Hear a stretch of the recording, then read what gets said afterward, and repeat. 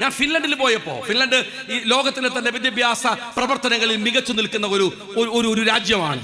അവിടെ ചെന്നപ്പോ MLA ആയിരിക്കുന്ന സമയത്ത് യാത്ര ചെയ്തപ്പോ അവിടുന്ന് അവര് പറഞ്ഞു, നിങ്ങളുടെ കേരളത്തിൽ നിന്ന് ഒരു പണ്ഡിതൻ ഇടയ്ക്കിടെ വരാറുണ്ട്. ഞാൻ അന്വേഷിച്ച് അവിടെയുള്ള ഒരു ഷംസീർ എന്ന് പറയുന്ന എൻ്റെ സുഹൃത്തിനോട് അന്വേഷിച്ചപ്പോഴാണ് അദ്ദേഹം പറയുന്നത് ഉദ്യോഗസ്ഥന്മാർക്ക് അവിടുത്തെ ഓഫീഷ്യൽസിനെ അറിയില്ലായിരുന്നു. അത് പറഞ്ഞു എന്നോട് ബഹാവുദ്ദീൻ ഉസ്താദ് അവിടെ പലതവണ വന്നിട്ടുണ്ട്. ലോകം മുഴുവൻ സഞ്ചരിച്ച് ആ മാറ്റങ്ങളെ കേരളത്തിലേക്ക് കൊണ്ടുവന്ന് വലിയ നേതൃത്വം കൊടുത്ത മഹാപണ്ഡിതൻ. ഞാനത് പറഞ്ഞു വരുമ്പോ പറഞ്ഞത് വേറൊരു കാര്യത്തിനാണ്. ഈ പുകഴ്ത്തലുകൾ, ആളുകളെ പൊക്കിയടിക്കൽ, ഇതിനൊക്കെതിരെ ഈ അടുത്ത കാലത്ത് ബഹാവുദ്ദീൻ ഉസ്താദ് നടത്തിയിട്ടുള്ള ഒരു പ്രസംഗം ഉണ്ടായിരുന്നു. ആ പ്രസംഗത്തെ ഞാൻ കോട്ട് ചെയ്ത് പറഞ്ഞതാണ്. ഞാൻ പറഞ്ഞു, ഇതാണ് പണ്ഡിതൻ എന്ന് പറയുന്നത്, ഇതാണ് നേതാവ് എന്ന് പറയുന്നത്, ഇതാണ് ആലിം എന്ന് പറയുന്നത്. ഇസ്ലാമിൽ ഒരു ക്രൈറ്റീരിയ ഉണ്ട് ഇതിന്. എന്താണ്? അതിങ്ങനെയാണ്: അദബ്, ഇൽമ്, ഇബാദത്ത്. ഷാഫി ഇമാമ് ഇൽമ് പഠിക്കാൻ വേണ്ടി മാലിക് റളിയല്ലാഹു അൻഹുവിന്റെ അടുത്തേക്ക് പോകുന്ന സമയത്ത് ഉമ്മ പറഞ്ഞു കൊടുക്കുന്നുണ്ട്, ഇൽമൊക്കെ പഠിച്ചു, നല്ല കാര്യമാണ്, പക്ഷെ ആദ്യം പഠിക്കേണ്ടത് അദബാണ്.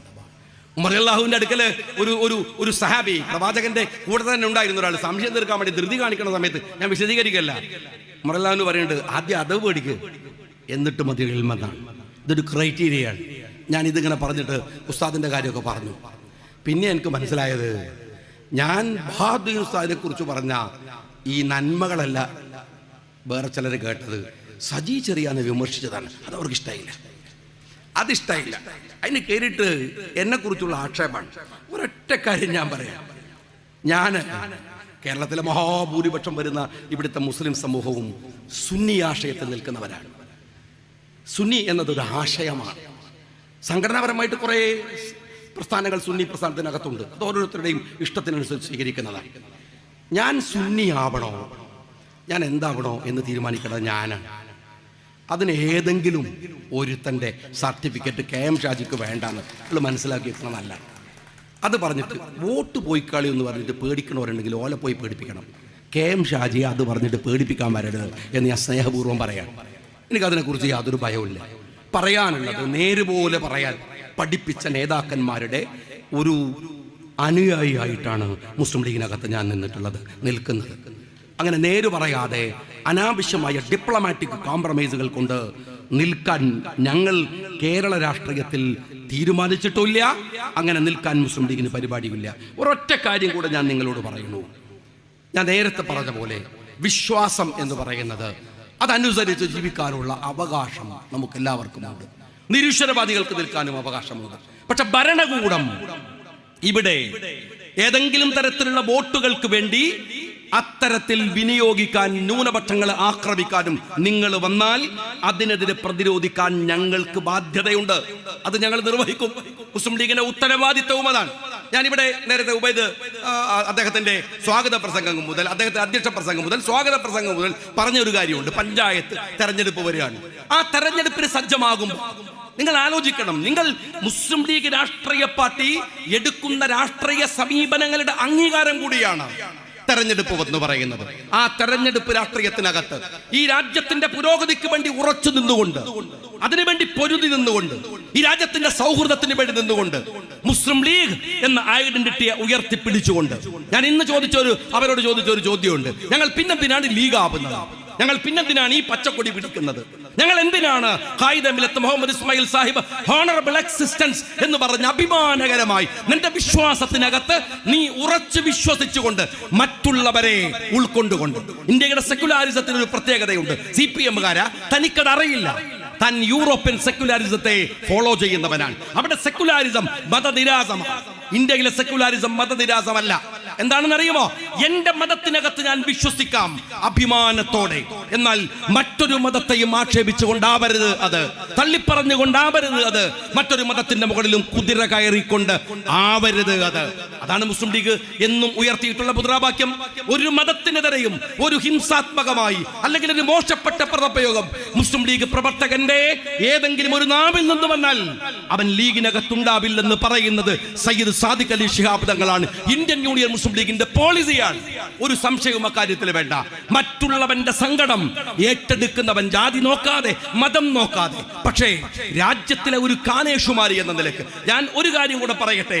മുസ്ലിം ലീഗ് സമുദായത്തിന് വേണ്ടി വാദിക്കുന്നുവെങ്കിൽ അത് കേരളത്തിന്റെ എക്സൈസ് മന്ത്രിയുടെ ഭാര്യ, രാജേഷിന്റെ ഭാര്യ റഷീദ് കണിച്ചേരി എന്ന ഏത്തിസ്റ്റിന്റെ മകൾക്ക് കൂടി ഉള്ളതാണ്. നിങ്ങൾ മനസ്സിലാക്കണം, കേരളത്തിലെ എക്സൈസ് മന്ത്രിയുടെ മകൾ ജോലിയിലേക്ക് കയറുമ്പോഴും ഈ സംവരണത്തിന്റെ ആനുകൂല്യമാണ്. ഏതു സംവരണത്തിന്റെ? മുസ്ലിം സമുദായത്തിന് അനുവദിച്ച സംവരണത്തിന്റെ. എന്ന് പറഞ്ഞാൽ വിശ്വാസികളായ ആളുകൾ മാത്രം നിൽക്കുന്ന ഒരു കൂട്ടത്തിനെ അല്ല മുസ്ലിം ലീഗ് അഡ്രസ് ചെയ്യുന്നത്. സാമുദായികമായി അവർ ഈ രാജ്യത്തിന്റെ ഒരു അവയവമാണ്. അവർ കരുത്താർജിക്കണമെന്ന ലീഗിന്റെ പൊളിറ്റിക്കൽ ഐഡിയോളജിയാണ്. ഞാൻ ഒന്നുകൂടെ പറയട്ടെ പ്രവർത്തകന്മാരോട്, ഇത് മുസ്ലിം ലീഗിന്റെ രാഷ്ട്രീയ ഐഡിയോളജിയാണ്, ഇത് സാമുദായിക രാഷ്ട്രീയമാണ്. എന്നാൽ അതേപോലെ തന്നെ സ്വത്വബോധവും സ്വത്വ രാഷ്ട്രീയവും തമ്മിലുള്ള വ്യത്യാസം, പൊളിറ്റിക്കൽ ഇസ്ലാം എന്നതിനെ കുറിച്ചുള്ള വ്യത്യാസം കൃത്യമായ ബോധ്യത്തോടെ തന്നെ രാഷ്ട്രീയ നിലപാടുകൾ സ്വീകരിച്ച ഒരു പാർട്ടിയാണ് മുസ്ലിം ലീഗ് എന്ന് പറയുന്നത്. നിങ്ങൾ ചെയ്തുകൊണ്ടിരിക്കുന്ന ദ്രോഹത്തിന്റെ ആഴമറിയും. ഇത് പറയാനല്ലേ ഞങ്ങൾ ഇവിടെ നിൽക്കുന്നത്? ഇത് പറയാനല്ലേ ഞങ്ങൾ മുസ്ലിം ലീഗ് എന്ന പേര് വെച്ചത്? ഇത് പറയാനല്ലേ ഞങ്ങൾ പച്ചക്കൊടിയും പിടിച്ച് നടക്കുന്നത്? ഇത് പറയാനല്ലേ ഖായിദമില്ലത്ത് മുഹമ്മദ് ഇസ്മായിൽ സാഹിബ് അഭിമാനത്തോടെ ജീവിക്കണം എന്ന് പറഞ്ഞ് ഞങ്ങൾക്കൊരു പതാക തന്നേൽപ്പിച്ചു പോയത് അല്ലേ? ഞാൻ ചോദിക്കട്ടെ നിങ്ങളോട്, കഴിഞ്ഞ 9 കൊല്ലമായി കേരളത്തിലെ മുസ്ലിം സമുദായത്തിന് നിങ്ങൾ മനഃപൂർവ്വം നഷ്ടപ്പെടുത്തിയ നഷ്ടങ്ങളുടെ കണക്കൊന്ന് പറഞ്ഞേ പിണറായി വിജയ. നിങ്ങളെ പ്രകോപിപ്പിച്ചത് അതാണെന്ന് എനിക്കറിയാം. ആ ചോദിച്ചതാണ്. കാലിക്കറ്റ് യൂണിവേഴ്സിറ്റിയിൽ മാത്രം നിങ്ങൾ തിരുകി കയറ്റി നഷ്ടപ്പെടുത്തിയ മുസ്ലിം സംവരണത്തിന്റെ കണക്ക് പറയാൻ പറ്റുമോ? സാമ്പത്തിക സംവരണവാദിയായിരുന്നില്ലേ എം ശങ്കരൻ നമ്പൂതിരിപ്പാട്? ആയിരുന്നില്ലേ ഈ നാട്ടിലെ ഈഴവന്, ഈ നാട്ടിലെ ദളിതന് സാമ്പത്തിക സംവരണവാദം ഉന്നയിച്ച കമ്മ്യൂണിസ്റ്റ് പാർട്ടി? എന്നാൽ അത് നടപ്പിലാക്കിയത് ഏറ്റവും കൂടുതൽ പിണറായി വിജയന്റെ ഈ കാലത്താണ്. നിങ്ങൾ തയ്യാറുണ്ടെങ്കിൽ ഞാൻ എക്സ്പെർട്ടുകളെ കൊണ്ടുവരാം.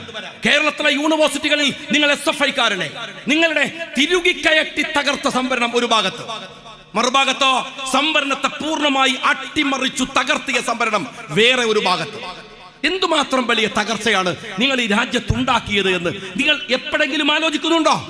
ഇത് തിരിച്ചു പിടിച്ചു കൊടുക്കണ്ടേ?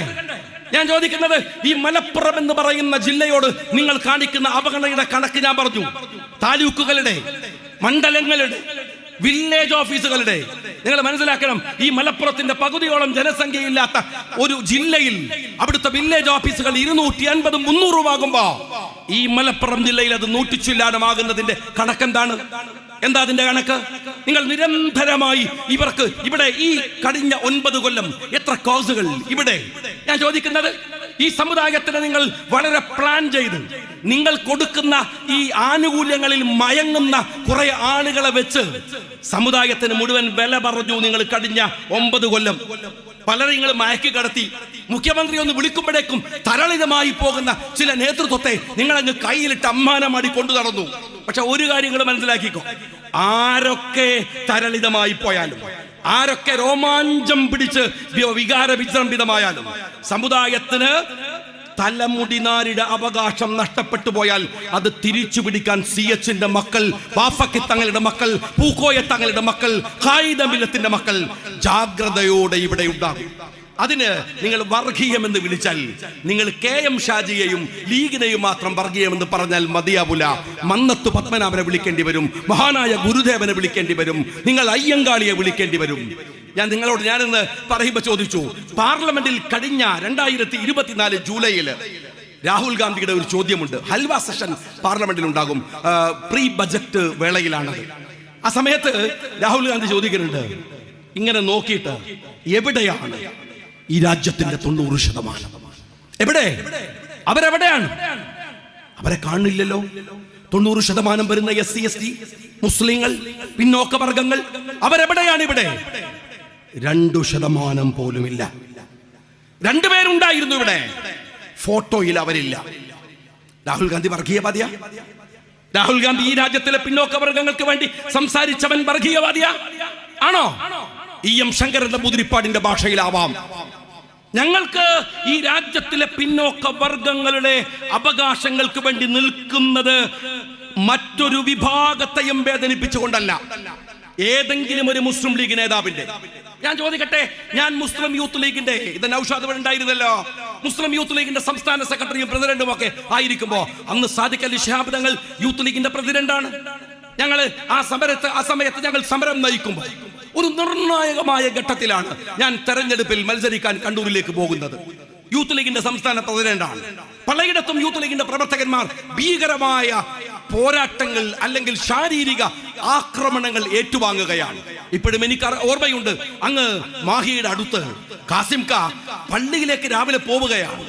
കാസിംകയെ പള്ളിക്ക് പോകുന്ന വഴിയിൽ തടഞ്ഞു നിർത്തി കാലിന്റെ ചിരട്ട അടിച്ചു പൊട്ടിച്ചു ഈ സമുദായത്തിൽപ്പെട്ട ചില വർഗീയ ഭീകരവാദികൾ. അത്രമേൽ അതിക്രമങ്ങൾ. അൻവറാജി ആക്രമിച്ചു. ഞങ്ങളുടെ വടകര മണ്ഡലം മുസ്ലിം യൂത്ത് ലീഗിന്റെ ഭാരവാഹിയായിരുന്ന ആ ജാഫറിനെ ആക്രമിച്ചു, കൊല്ലാതെ തലമുടിനാരിടക്ക് രക്ഷപ്പെട്ടു. അതിക്രമങ്ങൾ ഈ മഞ്ചേരിയിൽ ഏതെല്ലാം തരത്തിൽ ആ അതിക്രമങ്ങൾ ഏറ്റുവാങ്ങുന്ന സമയത്ത് ഞാൻ മത്സരിക്കുന്നത് കൊണ്ട് ഞാൻ ഹൈദരലി തങ്ങളോട് പെർമിഷൻ എടുത്തു. ഞാൻ മത്സരിക്കുന്നത് കണ്ണൂരാണ്. എനിക്ക് അവിടെ പറയേണ്ടി വന്നു. ഞാൻ പറഞ്ഞു, നിങ്ങളുടെ ഒരൊറ്റ തീവ്രവാദികളുടെയും വോട്ടില്ലാതെ ഞങ്ങൾ മത്സരിക്കുമെന്ന്. മത്സരിച്ചു. ഞാൻ ചോദിക്കട്ടെ, CPM-കാരോട് ഞങ്ങള് ഏറ്റവും വലിയ പോരാട്ടം നടത്തിയത് ഈ സമുദായത്തിനകത്ത് നിന്ന് വന്ന തീവ്രവാദികൾക്കെതിരെയാണ്.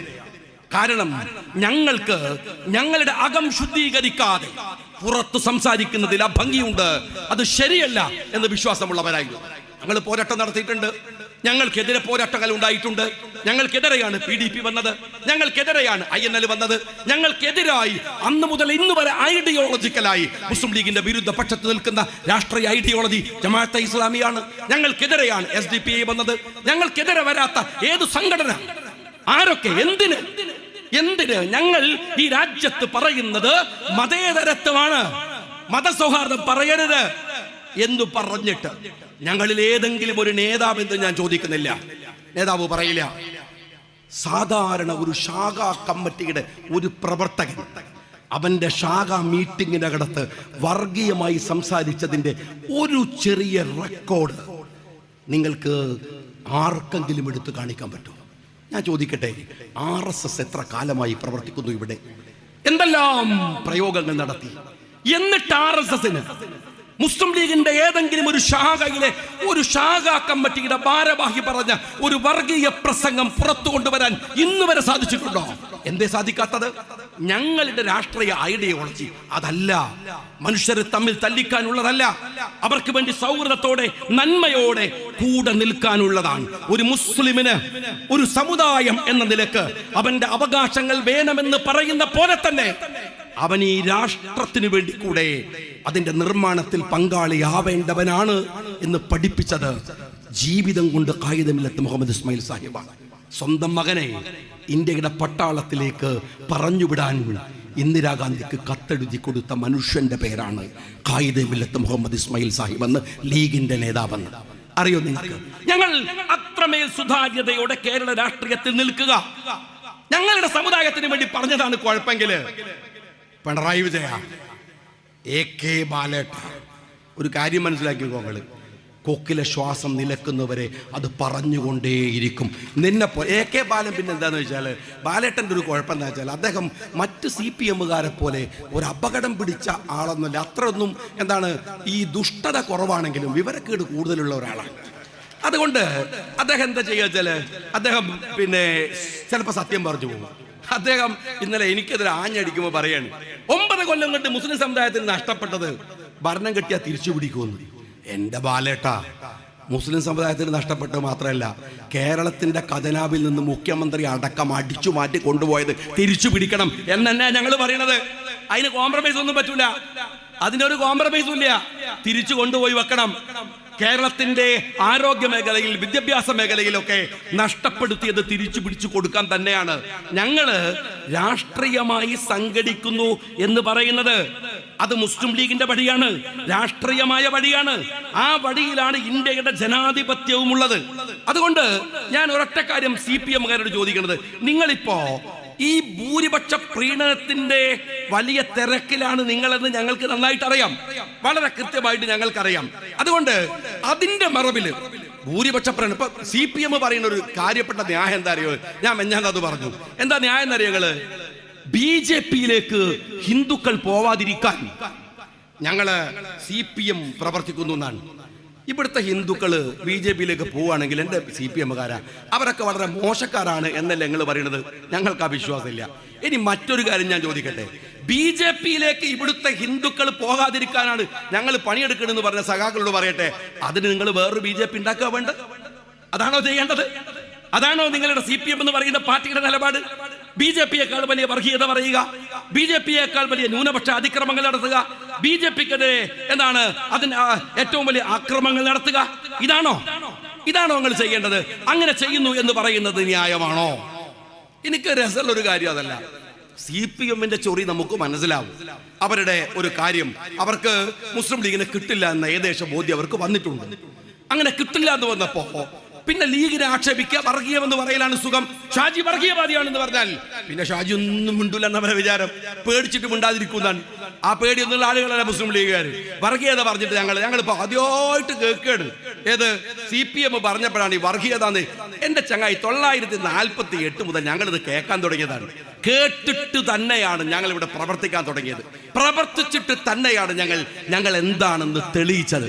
അങ്ങനെ തന്നെയാണ് CPM-കാരാ ഞങ്ങളെ ഒരു മുന്നണിയിൽ കൂട്ടാൻ വേണ്ടി ആഫീസിന് മുമ്പിൽ നിങ്ങളടക്കമുള്ളവർ കാത്തുകെട്ടിക്കിടക്കുന്ന പൊതുരാഷ്ട്രീയത്തിലേക്ക് ഞങ്ങൾ വന്നത് പ്രവർത്തിച്ചിട്ടു തന്നെയാണ്.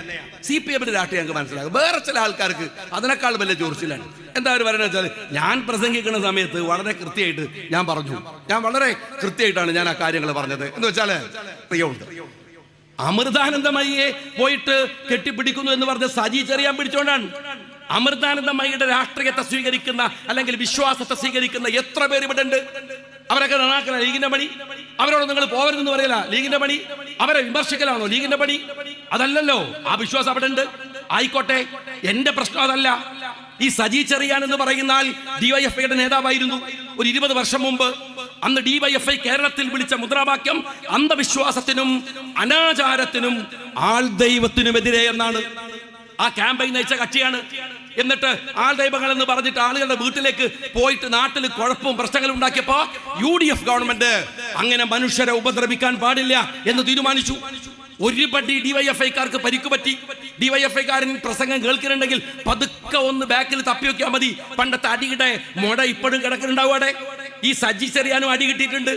ആ സജി ചെറിയാൻ ഏത് ആൾ ദൈവത്തിനെതിരെ സമരം നടത്തി അടി കിട്ടിയ സജി ചെറിയാൻ അമൃതാനന്ദമയെ കെട്ടിപ്പിടിക്കാൻ പോകുമ്പോ ഞാൻ പറഞ്ഞാൽ അറിയോ, അമ്മേ സൂക്ഷിക്കണം, കള്ളനാണ് ഇവൻ, നിങ്ങൾക്കെതിരെ പ്രസംഗിച്ചോണ്ടാണ്. ഇപ്പോഴും ഉള്ളിൽ നേരുള്ളവനല്ല. ഇപ്പോഴും അവന്റെ മനസ്സിനകത്ത് സത്യല്ല, നിങ്ങളോടുള്ള സ്നേഹമല്ല, മറിച്ച് വോട്ടാണ്. അതുകൊണ്ട് സൂക്ഷിക്കണം എന്നാണ്. രണ്ടാമത് ഞാൻ പറഞ്ഞു, അമൃതാനന്ദമയെ കെട്ടിപ്പിടിക്കുമ്പോഴും നിങ്ങൾ യാറത്തിൽ പോയി മുണ്ടിട്ടാലും ആര്, ഞാൻ പറയുന്നത് സജി ചെറിയാനെ കുറിച്ചാണ്. അതിങ്ങനെ പറഞ്ഞു വന്നപ്പോ ഞാൻ അങ്ങനെ പറഞ്ഞു, കേരളത്തിലെ വലിയ മാറ്റങ്ങൾ ഉണ്ടാക്കിയിട്ടുള്ള ഒരുപാട് ആളുകളെ കുറിച്ച് പറഞ്ഞു. നിങ്ങൾ ആലോചിച്ച് നോക്ക്, ഈ ഒരു 10-20 കൊല്ലത്തിനിടയിൽ ഒരു സ്റ്റാഗ്നേഷൻ കേരളത്തിലെ മുസ്ലിം ഉമ്മത്തിനകത്ത് വരുത്താതെ ഈ കാലഘട്ടം സമുദായത്തിനകത്ത് വലിയ പിളർപ്പുകൾ ഉണ്ടായ കാലഘട്ടമാണ്. വലിയ പിളർപ്പുകൾ വലിയ നവോത്ഥാന പ്രസ്ഥാനങ്ങൾക്കകത്ത് പോലും, വലിയ സാമുദായിക പ്രസ്ഥാനങ്ങൾക്കകത്ത് പോലും വലിയ തർക്കങ്ങളും പ്രശ്നങ്ങളും ഒക്കെ ഉണ്ടായി. ഒരു സ്റ്റാഗ്നേഷൻ ഈ പിളർപ്പ് കൊണ്ട് സമുദായത്തിന് ഉണ്ടായില്ല എന്നൊന്നും പറയാൻ ഞാനാണല്ല. ആ പിളർപ്പുകൾ ഉണ്ടാക്കിയിട്ടുണ്ട്. ആ സമയത്തും വലിയ സൂക്ഷ്മതയോടെ ഈ സമുദായത്തെ അതിന്റെ മുന്നോട്ടുള്ള പ്രയാണത്തെ ഗൗരവത്തോടെ കരുതലോടെ കൊണ്ടുപോയ ഒരു വലിയ മനുഷ്യരുണ്ട്. അത് നമുക്കറിയാം, ദാറുൽ ഹുദയുടെ ആദരണീയനായ നേതാവ് ബഹാവുദ്ദീൻ ഉസ്താദാണ്. അദ്ദേഹത്തിന്റെ ഞാൻ ഒരിക്കൽ ഫിൻലൻഡിൽ പോയി, പലപ്പോഴും ഞാൻ പറഞ്ഞിട്ടുണ്ട്, ഞാൻ ഫിൻലൻഡിൽ പോയപ്പോ, ഫിൻലൻഡ് ഈ ലോകത്തിലെ തന്നെ വിദ്യാഭ്യാസ പ്രവർത്തനങ്ങളിൽ മികച്ചു നിൽക്കുന്ന ഒരു രാജ്യമാണ്. അവിടെ ചെന്നപ്പോ MLA ആയിരിക്കുന്ന സമയത്ത് യാത്ര ചെയ്തപ്പോ അവിടുന്ന് അവര് പറഞ്ഞു, നിങ്ങളുടെ കേരളത്തിൽ നിന്ന് ഒരു പണ്ഡിതൻ ഇടയ്ക്കിടെ വരാറുണ്ട്. ഞാൻ അന്വേഷിച്ച് അവിടെയുള്ള ഒരു ഷംസീർ എന്ന് പറയുന്ന എൻ്റെ സുഹൃത്തിനോട് അന്വേഷിച്ചപ്പോഴാണ് അദ്ദേഹം പറയുന്നത്, ഉദ്യോഗസ്ഥന്മാർക്ക് അവിടുത്തെ ഓഫീഷ്യൽസിനെ അറിയില്ലായിരുന്നു. അവർ പറഞ്ഞു, എന്നോട് ബഹാവുദ്ദീൻ ഉസ്താദ് അവിടെ പലതവണ വന്നിട്ടുണ്ട്. ലോകം മുഴുവൻ സഞ്ചരിച്ച് ആ മാറ്റങ്ങളെ കേരളത്തിലേക്ക് കൊണ്ടുവന്ന് വലിയ നേതൃത്വം കൊടുത്ത മഹാപണ്ഡിതൻ. ഞാനത് പറഞ്ഞു വരുമ്പോ പറഞ്ഞത് വേറൊരു കാര്യത്തിനാണ്. ഈ പുകഴ്ത്തലുകള്, ആളുകളെ പൊക്കിയടിക്കൽ, ഇതിനൊക്കെതിരെ ഈ അടുത്ത കാലത്ത് ബഹാവുദ്ദീൻ ഉസ്താദ് നടത്തിയിട്ടുള്ള ഒരു പ്രസംഗം ഉണ്ടായിരുന്നു. ആ പ്രസംഗത്തെ ഞാൻ കോട്ട് ചെയ്ത് പറഞ്ഞതാണ്. ഞാൻ പറഞ്ഞു, ഇതാണ് പണ്ഡിതൻ എന്ന് പറയുന്നത്, ഇതാണ് നേതാവ് എന്ന് പറയുന്നത്, ഇതാണ് ആലിം എന്ന് പറയുന്നത്. ഇസ്ലാമിൽ ഒരു ക്രൈറ്റീരിയ ഉണ്ട് ഇതിന്. എന്താണ് അതിങ്ങനെയാണ്? അദബ്, ഇൽമ്, ഇബാദത്ത്. ഷാഫി ഇമാമ് ഇൽമ് പഠിക്കാൻ വേണ്ടി മാലിക് റളിയല്ലാഹു അൻഹുവിന്റെ അടുത്തേക്ക് പോകുന്ന സമയത്ത് ഉമ്മ പറഞ്ഞു കൊടുക്കുന്നുണ്ട്, ഇൽമൊക്കെ പഠിച്ചു, നല്ല കാര്യമാണ്, പക്ഷെ ആദ്യം പഠിക്കേണ്ടത് അദബാണ്. ഉമർ റളിയല്ലാഹുവിന്റെ അടുക്കല് ഒരു സഹാബി പ്രവാചകന്റെ കൂടെ തന്നെ ഉണ്ടായിരുന്ന ഒരാൾ സംശയം തീർക്കാൻ വേണ്ടി ധൃതി കാണിക്കുന്ന സമയത്ത്, ഞാൻ വിശദീകരിക്കല്ല, ഉമർ റളിയല്ലാഹു പറയുന്നുണ്ട്, ആദ്യം അദബ് പഠിക്ക്, എന്നിട്ട് മതി ഇൽമെന്നാണ്. ഇതൊരു ക്രൈറ്റീരിയയാണ്. ഞാൻ ഇതിങ്ങനെ പറഞ്ഞിട്ട് ഉസ്താദിന്റെ കാര്യമൊക്കെ പറഞ്ഞു. പിന്നെ എനിക്ക് മനസ്സിലായത്, ഞാൻ ബഹാദുർ ഉസ്താദിനെ കുറിച്ച് പറഞ്ഞ ഈ നന്മകളല്ല വേറെ ചിലർ കേട്ടത് സജി ചെറിയാനെ വിമർശിച്ചതാണ്. അത് അവർക്ക് ഇഷ്ടമായില്ല, അതിഷ്ടമായില്ല. അതിന് കയറിയിട്ട് എന്നെ കുറിച്ചുള്ള ആക്ഷേപമാണ്. ഒരൊറ്റ കാര്യം ഞാൻ പറയാം, ഞാൻ കേരളത്തിലെ മഹാഭൂരിപക്ഷം വരുന്ന ഇവിടുത്തെ മുസ്ലിം സമൂഹവും സുന്നി ആശയത്തിൽ നിൽക്കുന്നവരാണ്. സുന്നി എന്നതൊരു ആശയമാണ്. സംഘടനാപരമായിട്ട് കുറേ പ്രസ്ഥാനങ്ങൾ സുന്നി പ്രസ്ഥാനത്തിനകത്തുണ്ട്. അത് ഓരോരുത്തരുടെയും ഇഷ്ടത്തിനനുസരിച്ച് സ്വീകരിക്കുന്നതാണ്. ഞാൻ സുന്നി ആവണോ, ഞാൻ എന്താവണോ എന്ന് തീരുമാനിക്കേണ്ടത് ഞാനാണ്. അതിന് ഏതെങ്കിലും ഒരുത്തൻ്റെ സർട്ടിഫിക്കറ്റ് KM ഷാജിക്ക് വേണ്ടാന്ന് നിങ്ങൾ മനസ്സിലാക്കി വെക്കണം. നല്ല അത് പറഞ്ഞിട്ട് വോട്ട് പോയിക്കാളി എന്ന് പറഞ്ഞിട്ട് പേടിക്കണവരുണ്ടെങ്കിൽ ഓല പോയി പേടിപ്പിക്കണം. KM ഷാജിയെ അത് പറഞ്ഞിട്ട് പേടിപ്പിക്കാൻ വരരുത് എന്ന് ഞാൻ സ്നേഹപൂർവ്വം പറയാം. എനിക്കതിനെക്കുറിച്ച് യാതൊരു ഭയവുമില്ല. പറയാനുള്ളത് നേരുപോലെ പറയാൻ പഠിപ്പിച്ച നേതാക്കന്മാരുടെ ഒരു അനുയായിയായിട്ടാണ് മുസ്ലിം ലീഗിനകത്ത് ഞാൻ നിൽക്കുന്നത്. അങ്ങനെ നേര് പറയാതെ അനാവശ്യമായ ഡിപ്ലോമാറ്റിക് കോംപ്രമൈസുകൾ കൊണ്ട് നിൽക്കാൻ ഞങ്ങൾ കേരള രാഷ്ട്രീയത്തിൽ തീരുമാനിച്ചിട്ടില്ല. അങ്ങനെ നിൽക്കാൻ മുസ്ലിം ലീഗിന് പരിപാടിയില്ല. ഒരൊറ്റ കാര്യം കൂടെ ഞാൻ നിങ്ങളോട് പറയുന്നു. ഞാൻ നേരത്തെ പറഞ്ഞ പോലെ വിശ്വാസം എന്ന് പറയുന്നത് അതനുസരിച്ച് ജീവിക്കാനുള്ള അവകാശം നമുക്ക് എല്ലാവർക്കും ഉണ്ട്. നിരീശ്വരവാദികൾക്ക് നിൽക്കാനും അവകാശമുണ്ട്. പക്ഷെ ഭരണകൂടം ഇവിടെ ഏതെങ്കിലും തരത്തിലുള്ള വോട്ടുകൾക്ക് വേണ്ടി അത്തരത്തിൽ വിനിയോഗിക്കാൻ, ന്യൂനപക്ഷങ്ങളെ ആക്രമിക്കാനും നിങ്ങൾ വന്നാൽ അതിനെതിരെ പ്രതിരോധിക്കാൻ ഞങ്ങൾക്ക് ബാധ്യതയുണ്ട്. അത് ഞങ്ങൾ നിർവഹിക്കും. മുസ്ലിം ലീഗിന്റെ ഉത്തരവാദിത്വവും അതാണ്. ഞാനിവിടെ നേരത്തെ ഉബൈദ് അദ്ദേഹത്തിന്റെ സ്വാഗത പ്രസംഗം മുതൽ, അദ്ദേഹത്തിന്റെ അധ്യക്ഷ പ്രസംഗം മുതൽ, സ്വാഗത പ്രസംഗം മുതൽ പറഞ്ഞൊരു കാര്യമുണ്ട്. പഞ്ചായത്ത് തെരഞ്ഞെടുപ്പ് വരികയാണ്. ആ തെരഞ്ഞെടുപ്പിന് സജ്ജമാകുമ്പോൾ നിങ്ങൾ ആലോചിക്കണം, നിങ്ങൾ മുസ്ലിം ലീഗ് രാഷ്ട്രീയ പാർട്ടി എടുക്കുന്ന രാഷ്ട്രീയ സമീപനങ്ങളുടെ അംഗീകാരം കൂടിയാണ് തെരഞ്ഞെടുപ്പ് എന്ന് പറയുന്നത്. ആ തെരഞ്ഞെടുപ്പ് രാഷ്ട്രീയത്തിനകത്ത് ഈ രാജ്യത്തിന്റെ പുരോഗതിക്ക് വേണ്ടി ഉറച്ചു നിന്നുകൊണ്ട്, അതിനുവേണ്ടി പൊരുതി നിന്നുകൊണ്ട്, ഈ രാജ്യത്തിന്റെ സൗഹൃദത്തിന് വേണ്ടി നിന്നുകൊണ്ട്, മുസ്ലിം ലീഗ് എന്ന ഐഡന്റിറ്റിയെ ഉയർത്തിപ്പിടിച്ചുകൊണ്ട് ഞാൻ ഇന്ന് അവരോട് ചോദിച്ച ഒരു ചോദ്യമുണ്ട്. ഞങ്ങൾ പിന്നെന്തിനാണ് ലീഗ് ആവുന്നത്? ഞങ്ങൾ പിന്നെന്തിനാണ് ഈ പച്ചക്കൊടി പിടിക്കുന്നത്? ഞങ്ങൾ എന്തിനാണ് ഖായിദ മില്ലത്ത് മുഹമ്മദ് ഇസ്മായിൽ സാഹിബ് ഹോണറബിൾ എക്സിസ്റ്റൻസ് എന്ന് പറഞ്ഞ അഭിമാനകരമായി നിന്റെ വിശ്വാസത്തിനകത്ത് നീ ഉറച്ചു വിശ്വസിച്ചുകൊണ്ട് മറ്റുള്ളവരെ ഉൾക്കൊണ്ടുകൊണ്ട്, ഇന്ത്യയുടെ സെക്യുലാരിസത്തിന് ഒരു പ്രത്യേകതയുണ്ട്. CPM-കാരാ തനിക്കത് അറിയില്ല. താൻ യൂറോപ്യൻ സെക്യുലാരിസത്തെ ഫോളോ ചെയ്യുന്നവനാണ്. അവിടെ സെക്യുലാരിസം മതനിരാസമാണ്. ഇന്ത്യയിലെ സെക്യുലാരിസം മതനിരാസമല്ല. എന്താണെന്ന് അറിയുമോ? എന്റെ മതത്തിനകത്ത് ഞാൻ വിശ്വസിക്കാം അഭിമാനത്തോടെ, എന്നാൽ മറ്റൊരു മതത്തെയും ആക്ഷേപിച്ചുകൊണ്ടാവരുത്, അത് തള്ളിപ്പറഞ്ഞുകൊണ്ടാവരുത്, അത് മറ്റൊരു മതത്തിന്റെ മുകളിലും കുതിര കയറിക്കൊണ്ട് ആവരുത്. അതാണ് മുസ്ലിം ലീഗ് എന്നും ഉയർത്തിയിട്ടുള്ള മുദ്രാവാക്യം. ഒരു മതത്തിനെതിരെയും ഒരു ഹിംസാത്മകമായി അല്ലെങ്കിൽ ഒരു മോശപ്പെട്ട പദപ്രയോഗം മുസ്ലിം ലീഗ് പ്രവർത്തകന്റെ ഏതെങ്കിലും ഒരു നാവിൽ നിന്ന് വന്നാൽ അവൻ ലീഗിനകത്തുണ്ടാവില്ലെന്ന് പറയുന്നത് സയ്യിദ് സാദിഖ് അലി ശിഹാബ് തങ്ങളാണ്. ഇന്ത്യൻ യൂണിയൻ മുസ്ലിം ലീഗിന്റെ പോളിസിയാണ്. ഒരു സംശയവും അക്കാര്യത്തിൽ വേണ്ട. മറ്റുള്ളവന്റെ സങ്കടം ഏറ്റെടുക്കുന്നവൻ ജാതി നോക്കാതെ, മതം നോക്കാതെ. പക്ഷേ രാജ്യത്തിലെ ഒരു കാനേഷുമാരി എന്ന നിലയ്ക്ക് ഞാൻ ഒരു കാര്യം കൂടെ പറയട്ടെ. മുസ്ലിം ലീഗ് സമുദായത്തിന് വേണ്ടി വാദിക്കുന്നുവെങ്കിൽ അത് കേരളത്തിന്റെ എക്സൈസ് മന്ത്രിയുടെ ഭാര്യ, രാജേഷിന്റെ ഭാര്യ റഷീദ് കണിച്ചേരി എന്ന ഏത്തിസ്റ്റിന്റെ മകൾക്ക് കൂടി ഉള്ളതാണ്. നിങ്ങൾ മനസ്സിലാക്കണം, കേരളത്തിലെ എക്സൈസ് മന്ത്രിയുടെ മകൾ ജോലിയിലേക്ക് കയറുമ്പോഴും ഈ സംവരണത്തിന്റെ ആനുകൂല്യമാണ്. ഏതു സംവരണത്തിന്റെ? മുസ്ലിം സമുദായത്തിന് അനുവദിച്ച സംവരണത്തിന്റെ.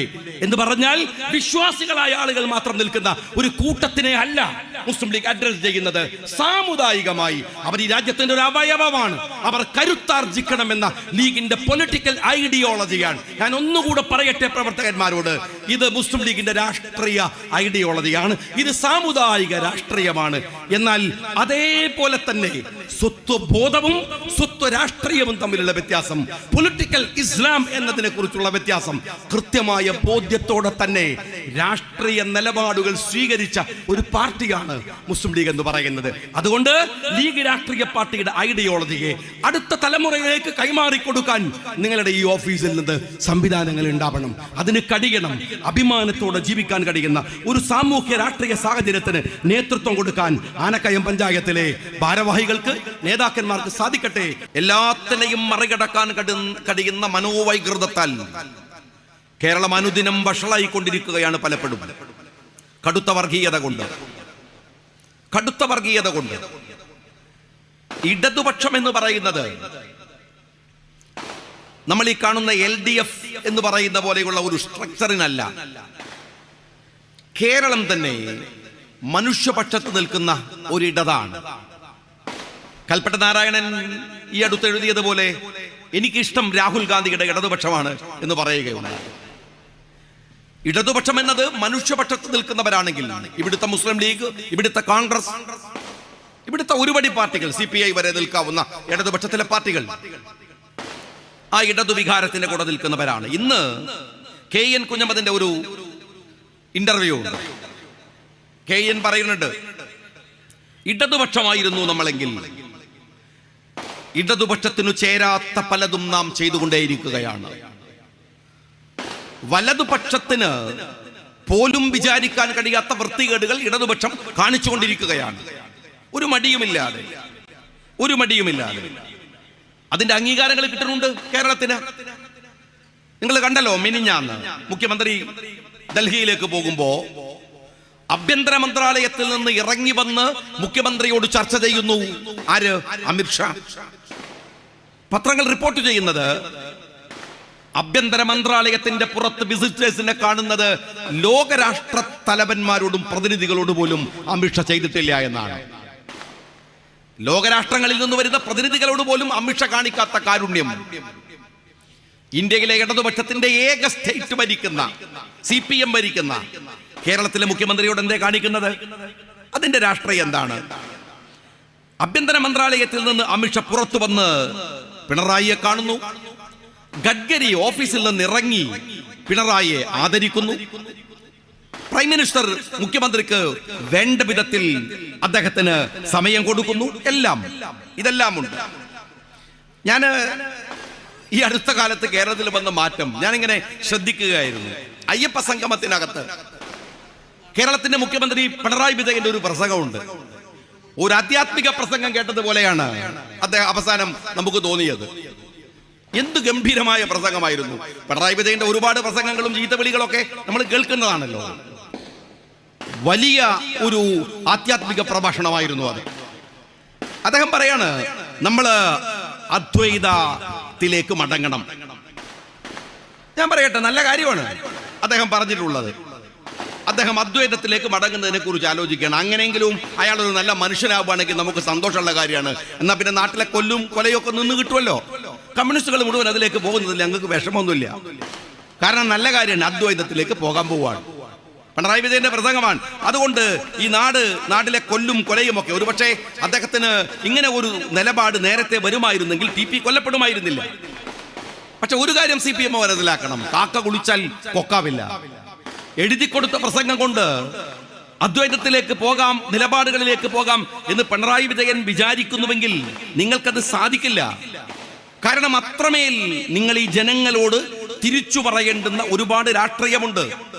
നിറകേടുകൾ എത്ര മനുഷ്യരുടെ ചോരയുണ്ട് നിങ്ങളുടെ കയ്യിൽ, എത്ര മനുഷ്യരുടെ സങ്കടമുണ്ട് നിങ്ങളുടെ കയ്യിൽ, എത്ര മനുഷ്യരുടെ പറ്റിച്ച പണമുണ്ട് നിങ്ങളുടെ കയ്യിൽ. ഞാൻ ഒരു കാര്യം മാത്രം നിങ്ങളോട് ചോദിക്കട്ടെ.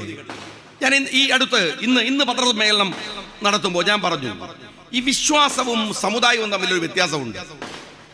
വിശ്വാസവും സമുദായവും തമ്മിൽ വ്യത്യാസമുണ്ട്. എന്താ വ്യത്യാസം എന്നറിയോ നിങ്ങൾ? ഇപ്പോ ഒറ്റ ഉദാഹരണം ഞാൻ പറയാം. ദേവസ്വം ബോർഡ് മന്ത്രിയാണ് വാസവൻ. വാസവൻ വിശ്വാസിയാണോ? അല്ല. പക്ഷെ വാസവനെ എന്തിനാണ് മന്ത്രിയാക്കിയത്? വാസവൻ ആ സമുദായക്കാരനാണ്. സമുദായക്കാരനായതുകൊണ്ട് അയാളെ മന്ത്രിയാക്കുന്നു എന്നത് സാമുദായികമായ ഒരു താല്പര്യമാണ്. അതിന്റെ ദുരന്ത ഫലം എന്താണെന്ന് നിങ്ങൾക്കറിയുമോ? അതിന്റെ ദുരന്ത ഫലം എന്താണെന്ന് അറിയണമെങ്കിൽ നിങ്ങൾ എന്താണ് ശബരിമലയിൽ സംഭവിച്ചുകൊണ്ടിരിക്കുന്നത് എന്ന് നിങ്ങൾ പരിശോധിച്ചാൽ മതി. ശബരിമലയിൽ സംഭവിച്ചത് ഏറ്റവും അവസാനം എന്താണ്? വാസവനൊരു പ്രശ്നമില്ല. ശബരിമലയിൽ നിന്ന് സ്വർണം കളവ് പോയി, ചെറിയ കാര്യമാണ്. സ്വർണ്ണപ്പാളികൾ അടിച്ചുമാറ്റി. എങ്ങനെയാ വാസവന് പ്രശ്നം ഉണ്ടാവുക? നിങ്ങൾ ഇന്ന് കോടതിയിൽ രാവിലെ ചില ഊഹാഭോഹങ്ങൾ വന്നു, വൈകുന്നേരം കൃത്യമായി പറഞ്ഞു 123 പവൻ ഏകദേശം ആസിഡിൽ മുക്കി ഇവിടുന്ന് ശബരിമലയിൽ നിന്ന് കൊണ്ടുപോയ സ്വർണം, അടിച്ചു മാറ്റി കൊണ്ടുപോയ സ്വർണം നിങ്ങൾ മനസ്സിലാക്കണം. അത് 123 പവൻ അവിടുന്ന് ആസിഡിൽ മുക്കി അവർ വേർതിരിച്ചെടുത്തു. എന്നിട്ട് 50 പവൻ കൊണ്ട് ഈ പാളിയിൽ പൂശി. 50 പവൻ കൊണ്ട് പൂശിയതിന് ശേഷം 59 പവൻ പോറ്റി കൊണ്ടുപോയി. കോടതി ചോദിക്കുന്ന ഒരു ചോദ്യമുണ്ട്. നിങ്ങൾ ഈ ദേവസ്വം ബോർഡ് എന്ന് പറയുന്നത് 2019 നിങ്ങൾ എന്തിനാണ് ഈ സ്വർണ്ണപ്പാളി അങ്ങനെ എന്താണ് അത് സ്വർണ്ണപ്പാളി അല്ല എന്ന് രേഖപ്പെടുത്തിയത്? കോടതി അതിരൂക്ഷമായ വിമർശനം ഉന്നയിക്കുന്നുണ്ട്. എന്തിനാണ് സ്വർണ്ണപ്പാളി അല്ല എന്ന് നിങ്ങൾ പറഞ്ഞത്? 2019 ഈ ദേവസ്വം ആരുടെ കയ്യിലാണ്? വാസവന്റെ കയ്യിലല്ലേ? നിങ്ങളുടെ കയ്യിലല്ലേ? ഇടതുപക്ഷത്തിന്റെ കയ്യിലല്ലേ? നിങ്ങൾ ഈ സ്വർണം അടിച്ചു മാറ്റി കൊണ്ടുപോകുമ്പോ ഇടതുപക്ഷത്തിന് പ്രയാസമില്ലാത്തത്. ഇനി ഞാൻ ചോദിക്കുന്ന ഒരു കാര്യം, ഉണ്ണികൃഷ്ണൻ പോറ്റിയാണ് ഈ സ്വർണം അടിച്ചു മാറ്റിയത് എന്ന് നിങ്ങൾ വിചാരിക്കുന്നുണ്ടോ? ശബരിമല പോലെ ഇത്രമേൽ ക്രമീകരണങ്ങളുള്ള, കൃത്യമായി അവിടെ വരുന്ന കോടിക്കണക്കിന് രൂപയെ ദേവസ്വം ബോർഡിലേക്ക് വഴിതിരിച്ചു വിടാൻ സിസ്റ്റമുള്ള, എത്രയോ വലിയ വിശ്വാസികൾ, വലിയ ആളുകൾ നേതൃത്വം കൊടുക്കുന്ന ഒരു സംവിധാനത്തിനകത്ത് നിന്ന് പോറ്റി മാത്രം ഇത് കൊണ്ടുപോയി എന്ന് വിചാരിക്കുന്നുണ്ടോ? അറിയാത്ത ഒരു കാര്യം വളരെ നിഷ്കളങ്ക ഭാവേനെ ഞാൻ ചോദിക്കട്ടെ, ഈ സ്വർണവും പിണറായിയും തമ്മിൽ എന്താ ബന്ധം? നിങ്ങൾ കയറിയത് മുതൽ കേൾക്കാൻ തുടങ്ങിയതാണല്ലോ സ്വർണം.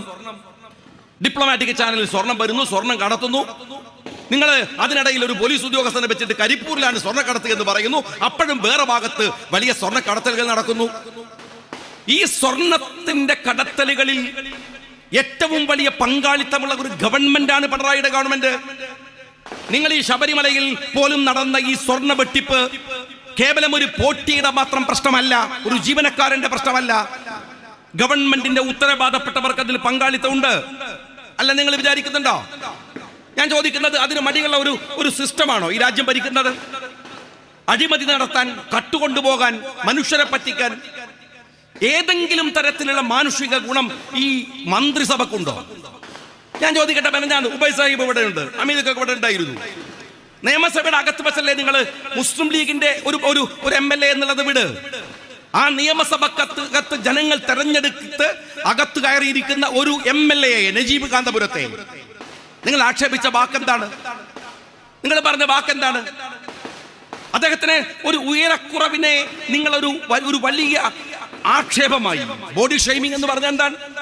കേരളത്തിലെ കുറെ സാംസ്കാരിക നായകന്മാരുണ്ടല്ലോ, എന്തെങ്കിലുമൊക്കെ വർത്തമാനം പറയുമ്പോഴേക്ക് ചാടി ഇറങ്ങി പുറപ്പെടുന്ന സാംസ്കാരിക നായകന്മാർ എവിടെ? അവരൊക്കെ എവിടെയാ ഉള്ളത്? കേരളത്തിലെ ആരോഗ്യമന്ത്രി മുഖ്യമന്ത്രിയെ പുകഴ്ത്തി സ്ഥാനമാനങ്ങൾ വാങ്ങിയെടുത്ത കഴിവുകെട്ട 10 റുപ്പികയുടെ നിലവാരമില്ലാത്ത കേരളത്തിന്റെ ആരോഗ്യമന്ത്രിയില്ലേ? ആ ആരോഗ്യമന്ത്രിയെ കുറിച്ച് വിമർശിക്കുന്നതിനിടയിൽ നമ്മൾ വളരെ കൊളോക്കിയലായിട്ട് പറയുന്ന ഒരു വാക്കാണ്, ഇതെന്തൊരു സാധനമാണ് എന്ന് നമ്മൾ പറയൂ. ആ വാക്ക് പറഞ്ഞതിന് എന്നെക്കൊള്ള ചാടിയ ഇവിടുത്തെ കുറെ ആളുകളില്ലേ? CPM-ന്റെ പാർട്ടി സെക്രട്ടറി ഗോവിന്ദനില്ലേ? കേസ് കൊടുത്ത് എന്നെ മൂക്കിൽ വലിച്ചു കളയും എന്ന് പറഞ്ഞ ഗോവിന്ദനില്ലേ? ഞാൻ ചോദിക്കുന്നു, ഗോവിന്ദ, ഈ പറഞ്ഞ ബോഡി ഷെയ്മിങ്ങിനെ കുറിച്ച് എന്താ അഭിപ്രായം? എന്താ നിങ്ങൾക്ക് പറയാനുള്ളത്? നജീബ് കാന്തപുരത്തോട് നിങ്ങൾക്ക് വിരോധം ഉണ്ടാവും, ലീഗിന്റെ ഓരോ MLA-യോട് നിങ്ങൾക്ക് വിരോധം ഉണ്ടാവും. കാരണം മുസ്ലിം ലീഗിന്റെ MLA-മാർ അവരുടെ കോൺസ്റ്റിറ്റ്വൻസിയിൽ ജനങ്ങൾ അർപ്പിച്ച വിശ്വാസത്തെ 100% പുലർത്താൻ ശ്രമിക്കുന്നവരാണ്.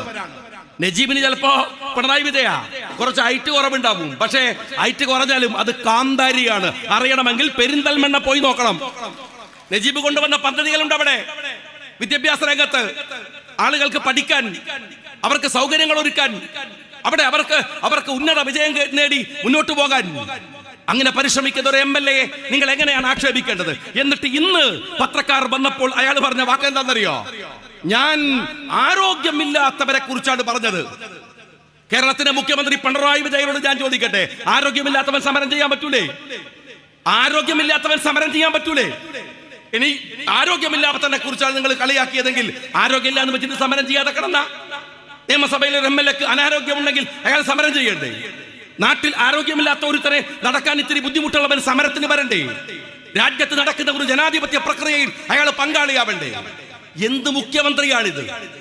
ഒരു മുഖ്യമന്ത്രിയാണ് അയാളത് പ്രസംഗിക്കുമ്പോ ഈ അന്തംഗമ്മികളായ സഖാക്കളിൽ നിന്ന് കൈയടിക്കുക. അപ്പൊ കൈയടിച്ചപ്പോ ഞങ്ങൾ പറഞ്ഞു ഇത് മോശമായി പോയി. എന്നാ നിങ്ങൾ അറിയുമോ, തൊട്ടു പിറ്റേ ദിവസം അതിന്റെ ബാക്കി വന്നു ചിത്തരഞ്ജൻ കളിയാക്കിയത് നജീബിനെ മാത്രമല്ല, അംഗവൈകല്യമുള്ള ഈ നാട്ടിലെ എന്താണ് അംഗവൈകല്യമുള്ളതിനെ കുറിച്ച് നാട് പറയുന്നതെന്നറിയോ? Differently able. ഒരു മനുഷ്യന് ഒരു പ്രയാസം വരുമ്പോ ആ പ്രയാസത്തെ നമ്മൾ കൂടി ചേർത്ത് പിടിക്കുമ്പോഴല്ലേ ഇല്ലാതെയാവുക. നടക്കാൻ വയ്യാത്ത ഒരാളെ നമ്മൾ ചേർത്ത് പിടിച്ച് അവന്റെ കൈ പിടിച്ച് നടത്തിക്കുമ്പോ, കണ്ണു കാണാൻ കഴിയാത്തവന് വേണ്ടി നമ്മൾ കാണുമ്പോ, ചെവി കേൾക്കാത്തവന് വേണ്ടി നമ്മൾ കേൾക്കുമ്പോ, അപ്പോഴല്ലേ നമ്മൾ മനുഷ്യരാവുക. കമ്മ്യൂണിസ്റ്റ് ആവുമെന്ന് എനിക്കറിയില്ല, മനുഷ്യരാവുക അപ്പോഴല്ലേ. എന്നിട്ടാണോ നടക്കാൻ വയ്യാത്തവനെ ഒരു MLA ചിത്തരഞ്ജൻ സഭയിൽ വെച്ച് ആക്ഷേപിച്ചത്? അത് കഴിഞ്ഞിട്ട് തൊട്ടപ്പുറം തന്നെ പ്രതിഭ എന്താ പറഞ്ഞത്? ഉദ്ഘാടനത്തിന് ആള് കൂടുന്നത് ഉടുത്തോം കഴിച്ചിട്ട് പോണതുകൊണ്ടാണ്. നിങ്ങൾ ആലോചിച്ച് നോക്ക്, എന്തൊരു നിലവാരം. എങ്ങനെയാ MLAമാർക്ക് നിലവാരം ഉണ്ടാവുക? മൊല്ലാക്ക നിന്ന് മൂത്രമൊഴിച്ചാൽ കുട്ടികൾ നടന്നല്ലേ മൂത്രമൊഴിക്കുള്ളൂ.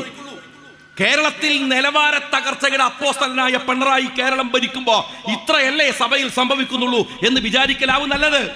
നിങ്ങൾ ആലോചിച്ച് നോക്കണം, എത്ര മോശമായി, എത്ര മ്ലേച്ഛമായി കേരളത്തിലെ ഒരു മുഖ്യമന്ത്രി പരസ്യമായി ഒരു സമൂഹത്തെ ആക്ഷേപിക്കുക, അപമാനിക്കുക, പരിഹസിക്കുക. എന്നിട്ട് ഇവിടുത്തെ സാംസ്കാരിക നായകന്മാർ ഒരു മുണ്ടാട്ടവും ഇല്ല, ഒരു വർത്താനവും ഇല്ല, അവരൊന്നും അറിഞ്ഞ മട്ടില്ല. ഞാൻ ചോദിക്കട്ടെ, നിങ്ങൾക്ക് ഉമ്മൻചാണ്ടി ഓർമ്മയുണ്ടോ സഖാക്കളെ? ഉമ്മൻചാണ്ടി അന്ന് ഡോക്ടർ മുനീർ സാഹിബാണ് കേരളത്തിലെ സാമൂഹ്യനീതി മന്ത്രി. സോഷ്യൽ വെൽഫെയർ എന്നായിരുന്നു പേര്. ആ പേര് സോഷ്യൽ വെൽഫെയർ. എന്നിട്ട് അതിനെ മുനീർ സാഹിബ് പേര് മാറ്റുന്ന സമയത്ത് ഞങ്ങളൊക്കെ അന്ന് നിയമസഭയിലുണ്ട്. ഞങ്ങൾ ചോദിക്കുന്നു എന്തുകൊണ്ടാണ് അങ്ങനെ ഒരു പേര് മാറ്റൽ? അവര് പറഞ്ഞു അന്ന് ഗവൺമെന്റിന്റെ ഒരു നിലപാട് വ്യക്തമാക്കിക്കൊണ്ട് സഭയിൽ മുനീർ സാഹിബ് നടത്തിയ ഒരു പ്രസംഗമുണ്ട്. ഉമ്മൻചാണ്ടി എൻഡോസ് ചെയ്ത ഒരു പ്രസംഗം. അതിൽ അദ്ദേഹം പറയുന്നുണ്ട്, അങ്ങനെ അവരുടെ വെൽഫെയർ ഒന്നുമല്ല, നമ്മൾ എന്തോ ഒരു കാരുണ്യം ഈ നാട്ടിലെ വികലാംഗർക്ക് ചെയ്തു കൊടുക്കുകയാണ്, അല്ലെങ്കിൽ ഡിഫറൻറ്റ്ലി ഏബിളായ ആളുകൾക്ക് ചെയ്തു കൊടുക്കുകയാണ്. അങ്ങനെ ഒരു കാരുണ്യം പറ്റേണ്ടവരൊന്നുമല്ല അത് അവരുടെ അവകാശമാണ്, അവരുടെ നീതിയാണ്. അതുകൊണ്ട് സോഷ്യൽ ജസ്റ്റിസ് എന്ന് ആ സർക്കാർ അതിന്റെ നല്ല പേര് മാറ്റി. അതൊരു കാഴ്ചപ്പാടാണ്. അന്ന് ഉമ്മൻചാണ്ടി സാറ് മുനീർ സാഹിബിന് ഏറ്റവും കൂടുതൽ ഫണ്ട് കൊടുത്ത ഒന്ന് നിങ്ങൾക്കറിയാം, കോക്ലിയർ ഇംപ്ലാന്റേഷൻ ആണ്. നമ്മുടെ മക്കൾ ചിലപ്പോൾ നിങ്ങൾ കാണുന്നില്ലേ, നമ്മുടെ നാട്ടിലൊക്കെ സംസാരിക്കാൻ കഴിയാത്ത കുറെ ആളുകൾ, പാവങ്ങൾ അല്ലേ, ചെറിയ കുഴപ്പം കൊണ്ട് അത് പരിഹരിക്കാൻ കഴിയുന്നത്. ചെറിയ ഒരു വയസ്സിൽ 10 അല്ലെങ്കിൽ ഒരു 5 വയസ്സിൽ ഒരു 15 വയസ്സിന്റെ മുമ്പ് സംസാരിക്കാനാവില്ല എന്ന് നിങ്ങൾ കണ്ടുപിടിച്ചാൽ 99% അത് കോക്ലിയറിന്റെ പ്രശ്നമാണ്. ആ കോക്ലിയർ ഇംപ്ലാന്റ് ചെയ്യാൻ ഒരു ഗവൺമെന്റിന്റെ പോളിസിയുമായി വന്നു ഒരു മുഖ്യമന്ത്രി. അതിനുവേണ്ടി നേതൃത്വം കൊടുത്തു കുഞ്ഞാലിക്കുട്ടി സാഹിബ് അടക്കമുള്ള മുസ്ലിം ലീഗിന്റെ നേതൃത്വം, മന്ത്രിമാർ. സാമൂഹ്യ പ്രതിബദ്ധത അതാണ്, ജനങ്ങൾക്ക് വേണ്ടി നിൽക്കുന്നു എന്ന് പറയുന്ന അതാണ്. അല്ലാതെ ഡിപ്ലോമാറ്റിക് ചാനലിൽ നിന്ന് സ്വർണം അടിച്ചു മാറ്റി ആ എക്സ്പീരിയൻസ് കൊണ്ടുപോയി ശബരിമലയിലെ സ്വർണവും അടിച്ചു മാറ്റി അതിന്റെ സുഖലോലുപതയിൽ കുറെ അണികളെയും കൂടെ നിർത്തിയിട്ട് ഈ ഗുണ്ടായിസം പരിപാടി നടത്തുന്ന ഏർപ്പാടല്ല മുഖ്യമന്ത്രി ഭരണം എന്ന് പറയുന്നത്.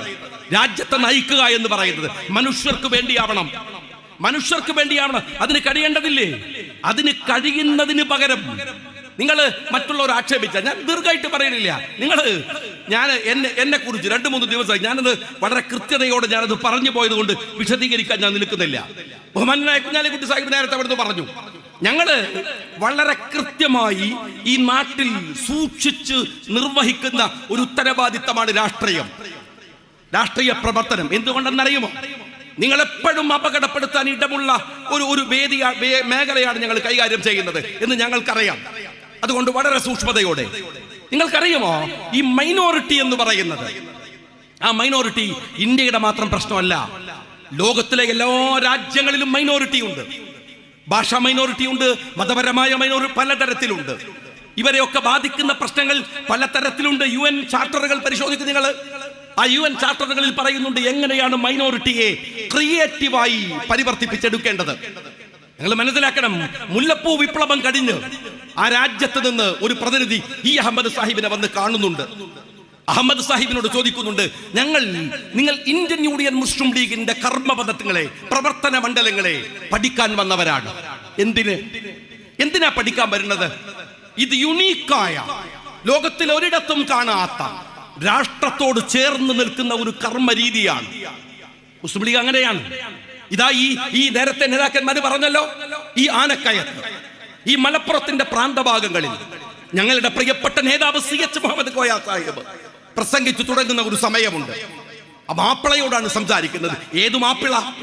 മലബാർ കലാപത്തിന്, മലബാർ സമരത്തിനു ശേഷം മുറിവേറ്റു നിൽക്കുന്ന, സങ്കടങ്ങൾ മാത്രം ബാക്കിയുള്ള, നേരത്തെ കുഞ്ഞാലിക്കുട്ടി സാഹിബ് പറഞ്ഞ പോലെ മറ്റു അന്തമാൻ നിക്കോബാർ ദ്വീപുകളിലേക്ക് നാടുകടത്തപ്പെട്ട അവരുടെ മക്കൾ, അവരുടെ ഭാര്യമാർ, അവരുടെ സഹോദരന്മാർ, മുറിവേറ്റ മനസ്സുമായി ജീവിക്കുന്ന 40കൾ 50കൾ 60കൾ, അവിടെയാണ് മുസ്ലിം ലീഗ് അതിന്റെ പ്രവർത്തനം ആരംഭിക്കുകയാണ്. CH അവരോട് പറഞ്ഞത്, ഇത് നിങ്ങളുടെ നാടാണ്, നിങ്ങളുടെ നാട്, നിങ്ങൾക്ക് അവകാശങ്ങൾ ചോദിക്കാൻ അവകാശമുണ്ട്. ഒപ്പം നിങ്ങൾ ഈ രാജ്യത്തിന്റെ കർമ്മപദങ്ങളിൽ പങ്കാളികളാവണം. ഈ രാജ്യത്തിന്റെ പുരോഗമനത്തിൽ നിങ്ങളുടെ പങ്കാളിത്തം ഉണ്ടാവണം. നിങ്ങൾ വെറും അവകാശം ചോദിക്കുന്നവർ മാത്രമാവരുത്, ഉത്തരവാദിത്തങ്ങൾ നിർവഹിക്കേണ്ടവരാവണം. റോഡുണ്ടാക്കിക്കോളൂ, പാലമുണ്ടാക്കിക്കോളൂ, സ്കൂൾ ഉണ്ടാക്കിക്കോളൂ എന്ന് പറഞ്ഞവരെ പഞ്ചായത്തുകളിൽ മത്സരിപ്പിച്ച്, നിയമസഭയിൽ മത്സരിപ്പിച്ച്, പാർലമെന്റിൽ മത്സരിപ്പിച്ച് ഉത്തരവാദിത്ത ബോധമുള്ളവരാക്കി മാറ്റിയത് അവർ കേവലം രാജ്യത്തിന്റെ പുരോഗതിയിൽ കൂടെ പങ്കാളികളാവുന്നത് വഴി ഈ നാട്ടിലെ എല്ലാ സമുദായങ്ങളുമായി അവർക്ക് സംസാരിക്കാൻ, സംവദിക്കാൻ, ഇടപെടാൻ അവസരമുണ്ടാകുന്ന രാഷ്ട്രീയ പ്രക്രിയയുടെ ഭാഗമായിട്ടാണ്. നിങ്ങൾ UN ചാർട്ടറിൽ പറയുന്ന ഒരു കാര്യമുണ്ട്, മൈനോറിറ്റി സംഘടിക്കുമ്പോ മൈനോറിറ്റി അവർക്ക് ആത്മവിശ്വാസം ഉണ്ടാകും വിധത്തിലും, എന്നാൽ അതുപോലെ രാജ്യത്തിന്റെ പുരോഗതിയിലും ഒരുപോലെ ഉത്തരവാദിത്തം നിർവഹിക്കുന്നവരാവണം. വളരെ കൃത്യതയോടെ അന്താരാഷ്ട്ര തലത്തിൽ പോലുമുള്ള UN വ്യവസ്ഥിതികളെ പോലും ആ ചാർട്ടറുകൾ വരുന്നതിന് മുമ്പ് തന്നെ അത് പ്രയോഗവൽക്കരിച്ച ഒരു രാഷ്ട്രീയ പാർട്ടിയാണ് മുസ്ലിം ലീഗ്. എന്തുകൊണ്ടെന്നാൽ ലോകത്തിലെ എല്ലാ മൈനോറിറ്റിയും, അത് ഇന്ത്യയിൽ മുസ്ലിങ്ങളാണെങ്കിൽ പാകിസ്ഥാനിൽ ഹിന്ദുക്കളാണ്, ബംഗ്ലാദേശിൽ ഹിന്ദുക്കളാണ്, ലോകത്തിൽ ക്രിസ്ത്യൻ രാജ്യങ്ങളിൽ മറ്റു മതസ്ഥരാണ്, ഒരുപാട് രാജ്യങ്ങളിൽ, നേപ്പാളിൽ അത് മറ്റു മതസ്ഥരാണ്, ഒരുപാട് രാജ്യങ്ങളിൽ. ഈ മൈനോറിറ്റിയുടെ സൈക്കോളജി മനഃശാസ്ത്രപരമാണ്. പരിശോധിച്ചാൽ അതൊരു തരം ഇൻസെക്യൂറാണ്, ഒരു ചെറിയ ഭയം. അവരെ എപ്പോഴും അപകടപ്പെടുത്താം. തീവ്രവാദികൾ അവർക്ക് വേണ്ടി സംസാരിക്കും, നിങ്ങൾ ഒറ്റക്കാണ് കേട്ടോ, സൂക്ഷിക്കണം, ആയുധമെടുത്ത് പിടിച്ചോളൂ, മറ്റുള്ളവർ നിങ്ങളെ വന്ന് ആക്രമിക്കാൻ സാധ്യതയുണ്ട്. എന്നിട്ട് അവർ ആയുധ സജ്ജരായി നിൽക്കുക. മൈനോറിറ്റി നിരന്തരമായ ഒരു തലവേദനയായി ആ രാജ്യത്ത് നിൽക്കുക. ഇത് വളരെ ഗൗരവത്തോടെ തിരിച്ചറിഞ്ഞു ഖായിദ മില്ലത്ത് മുഹമ്മദ് ഇസ്മായിൽ സാഹിബ്, വാഫക്കി തങ്ങൾ, പൂക്കോയ തങ്ങൾ, അങ്ങനെ തുടങ്ങിയ ലീഗിന്റെ നിര. അവര് പറഞ്ഞു, നിങ്ങൾ സംഘടിച്ചു നിൽക്കുക. വിശ്വാസികളാണല്ലോ അവർ, അതുകൊണ്ട് പറഞ്ഞു അവരുടെ മേൽ അള്ളാഹുവിന്റെ അനുഗ്രഹം ഉണ്ടാകും. വിശ്വാസത്തെ തന്നെ ചേർത്ത് പിടിച്ച് അവരെ രാഷ്ട്രീയപരമായി സംഘടിപ്പിച്ച് രാജ്യത്തിന്റെ പുരോഗമനത്തിൽ പങ്കാളികളാക്കി മാറ്റുന്നതിലാണ് മുസ്ലിം ലീഗ് അതിന്റെ ഏറ്റവും വലിയ സൂക്ഷ്മത ഉണ്ടാക്കിയത്. വർഗീയമായി പറയുന്നവരെ കുറിച്ച് വലിയ ഗൗരവത്തോടെ ലീഗ് നേതാക്കന്മാർ പഠിപ്പിച്ചു. ഒരു തരത്തിലും വർഗീയമായി ചിന്തിക്കരുത്, പ്രവർത്തിക്കരുത്, അങ്ങനെ ചിന്തിക്കാൻ കഴിയരുത്. എവിടെയാണ്? മുസ്ലിം ലീഗിന്റെ ഒരുപാട് ശാഖകളുണ്ട്. CH സെന്റർ പോലെ നിരവധി തരത്തിലുള്ള ശാഖകൾ മുസ്ലിം ലീഗിനുണ്ട്. എവിടെയെങ്കിലും അത്തരത്തിലൊരു പരാമർശത്തെ കാണിക്കാൻ ഇന്നുവരെ ആർക്കും കഴിയാത്ത വണ്ണം മുസ്ലിം ലീഗ് സൂക്ഷ്മതയോടെ സമുദായത്തിനകത്ത് നിന്ന് വരുന്ന അപകടകരമായ വർഗീയ നീക്കങ്ങളെ പലരും പറഞ്ഞപ്പോഴും കോംപ്രമൈസ് ഇല്ലാതെ മുസ്ലിം ലീഗ് അവരെ എതിർത്തു. എന്തിനു വേണ്ടിയാണ്? വർഗീയപരമായി ചിന്തിക്കുന്നത്, നടക്കുന്നത്, അത് ലീഗിന്റെ നിലപാടല്ല എന്നുറപ്പിച്ച് സൂക്ഷ്മതയോടെ മുന്നോട്ട് പോകുന്ന ഒരു രാഷ്ട്രീയ പാർട്ടി അതിന്റെ ഉത്തരവാദിത്തം നിർവഹിച്ചു കൊണ്ടിരിക്കൂ. അതേ സമയത്തോ സമുദായം എന്ന നിലക്ക് അവരുടെ വിട്ടുവീഴ്ച ഉണ്ടായോ?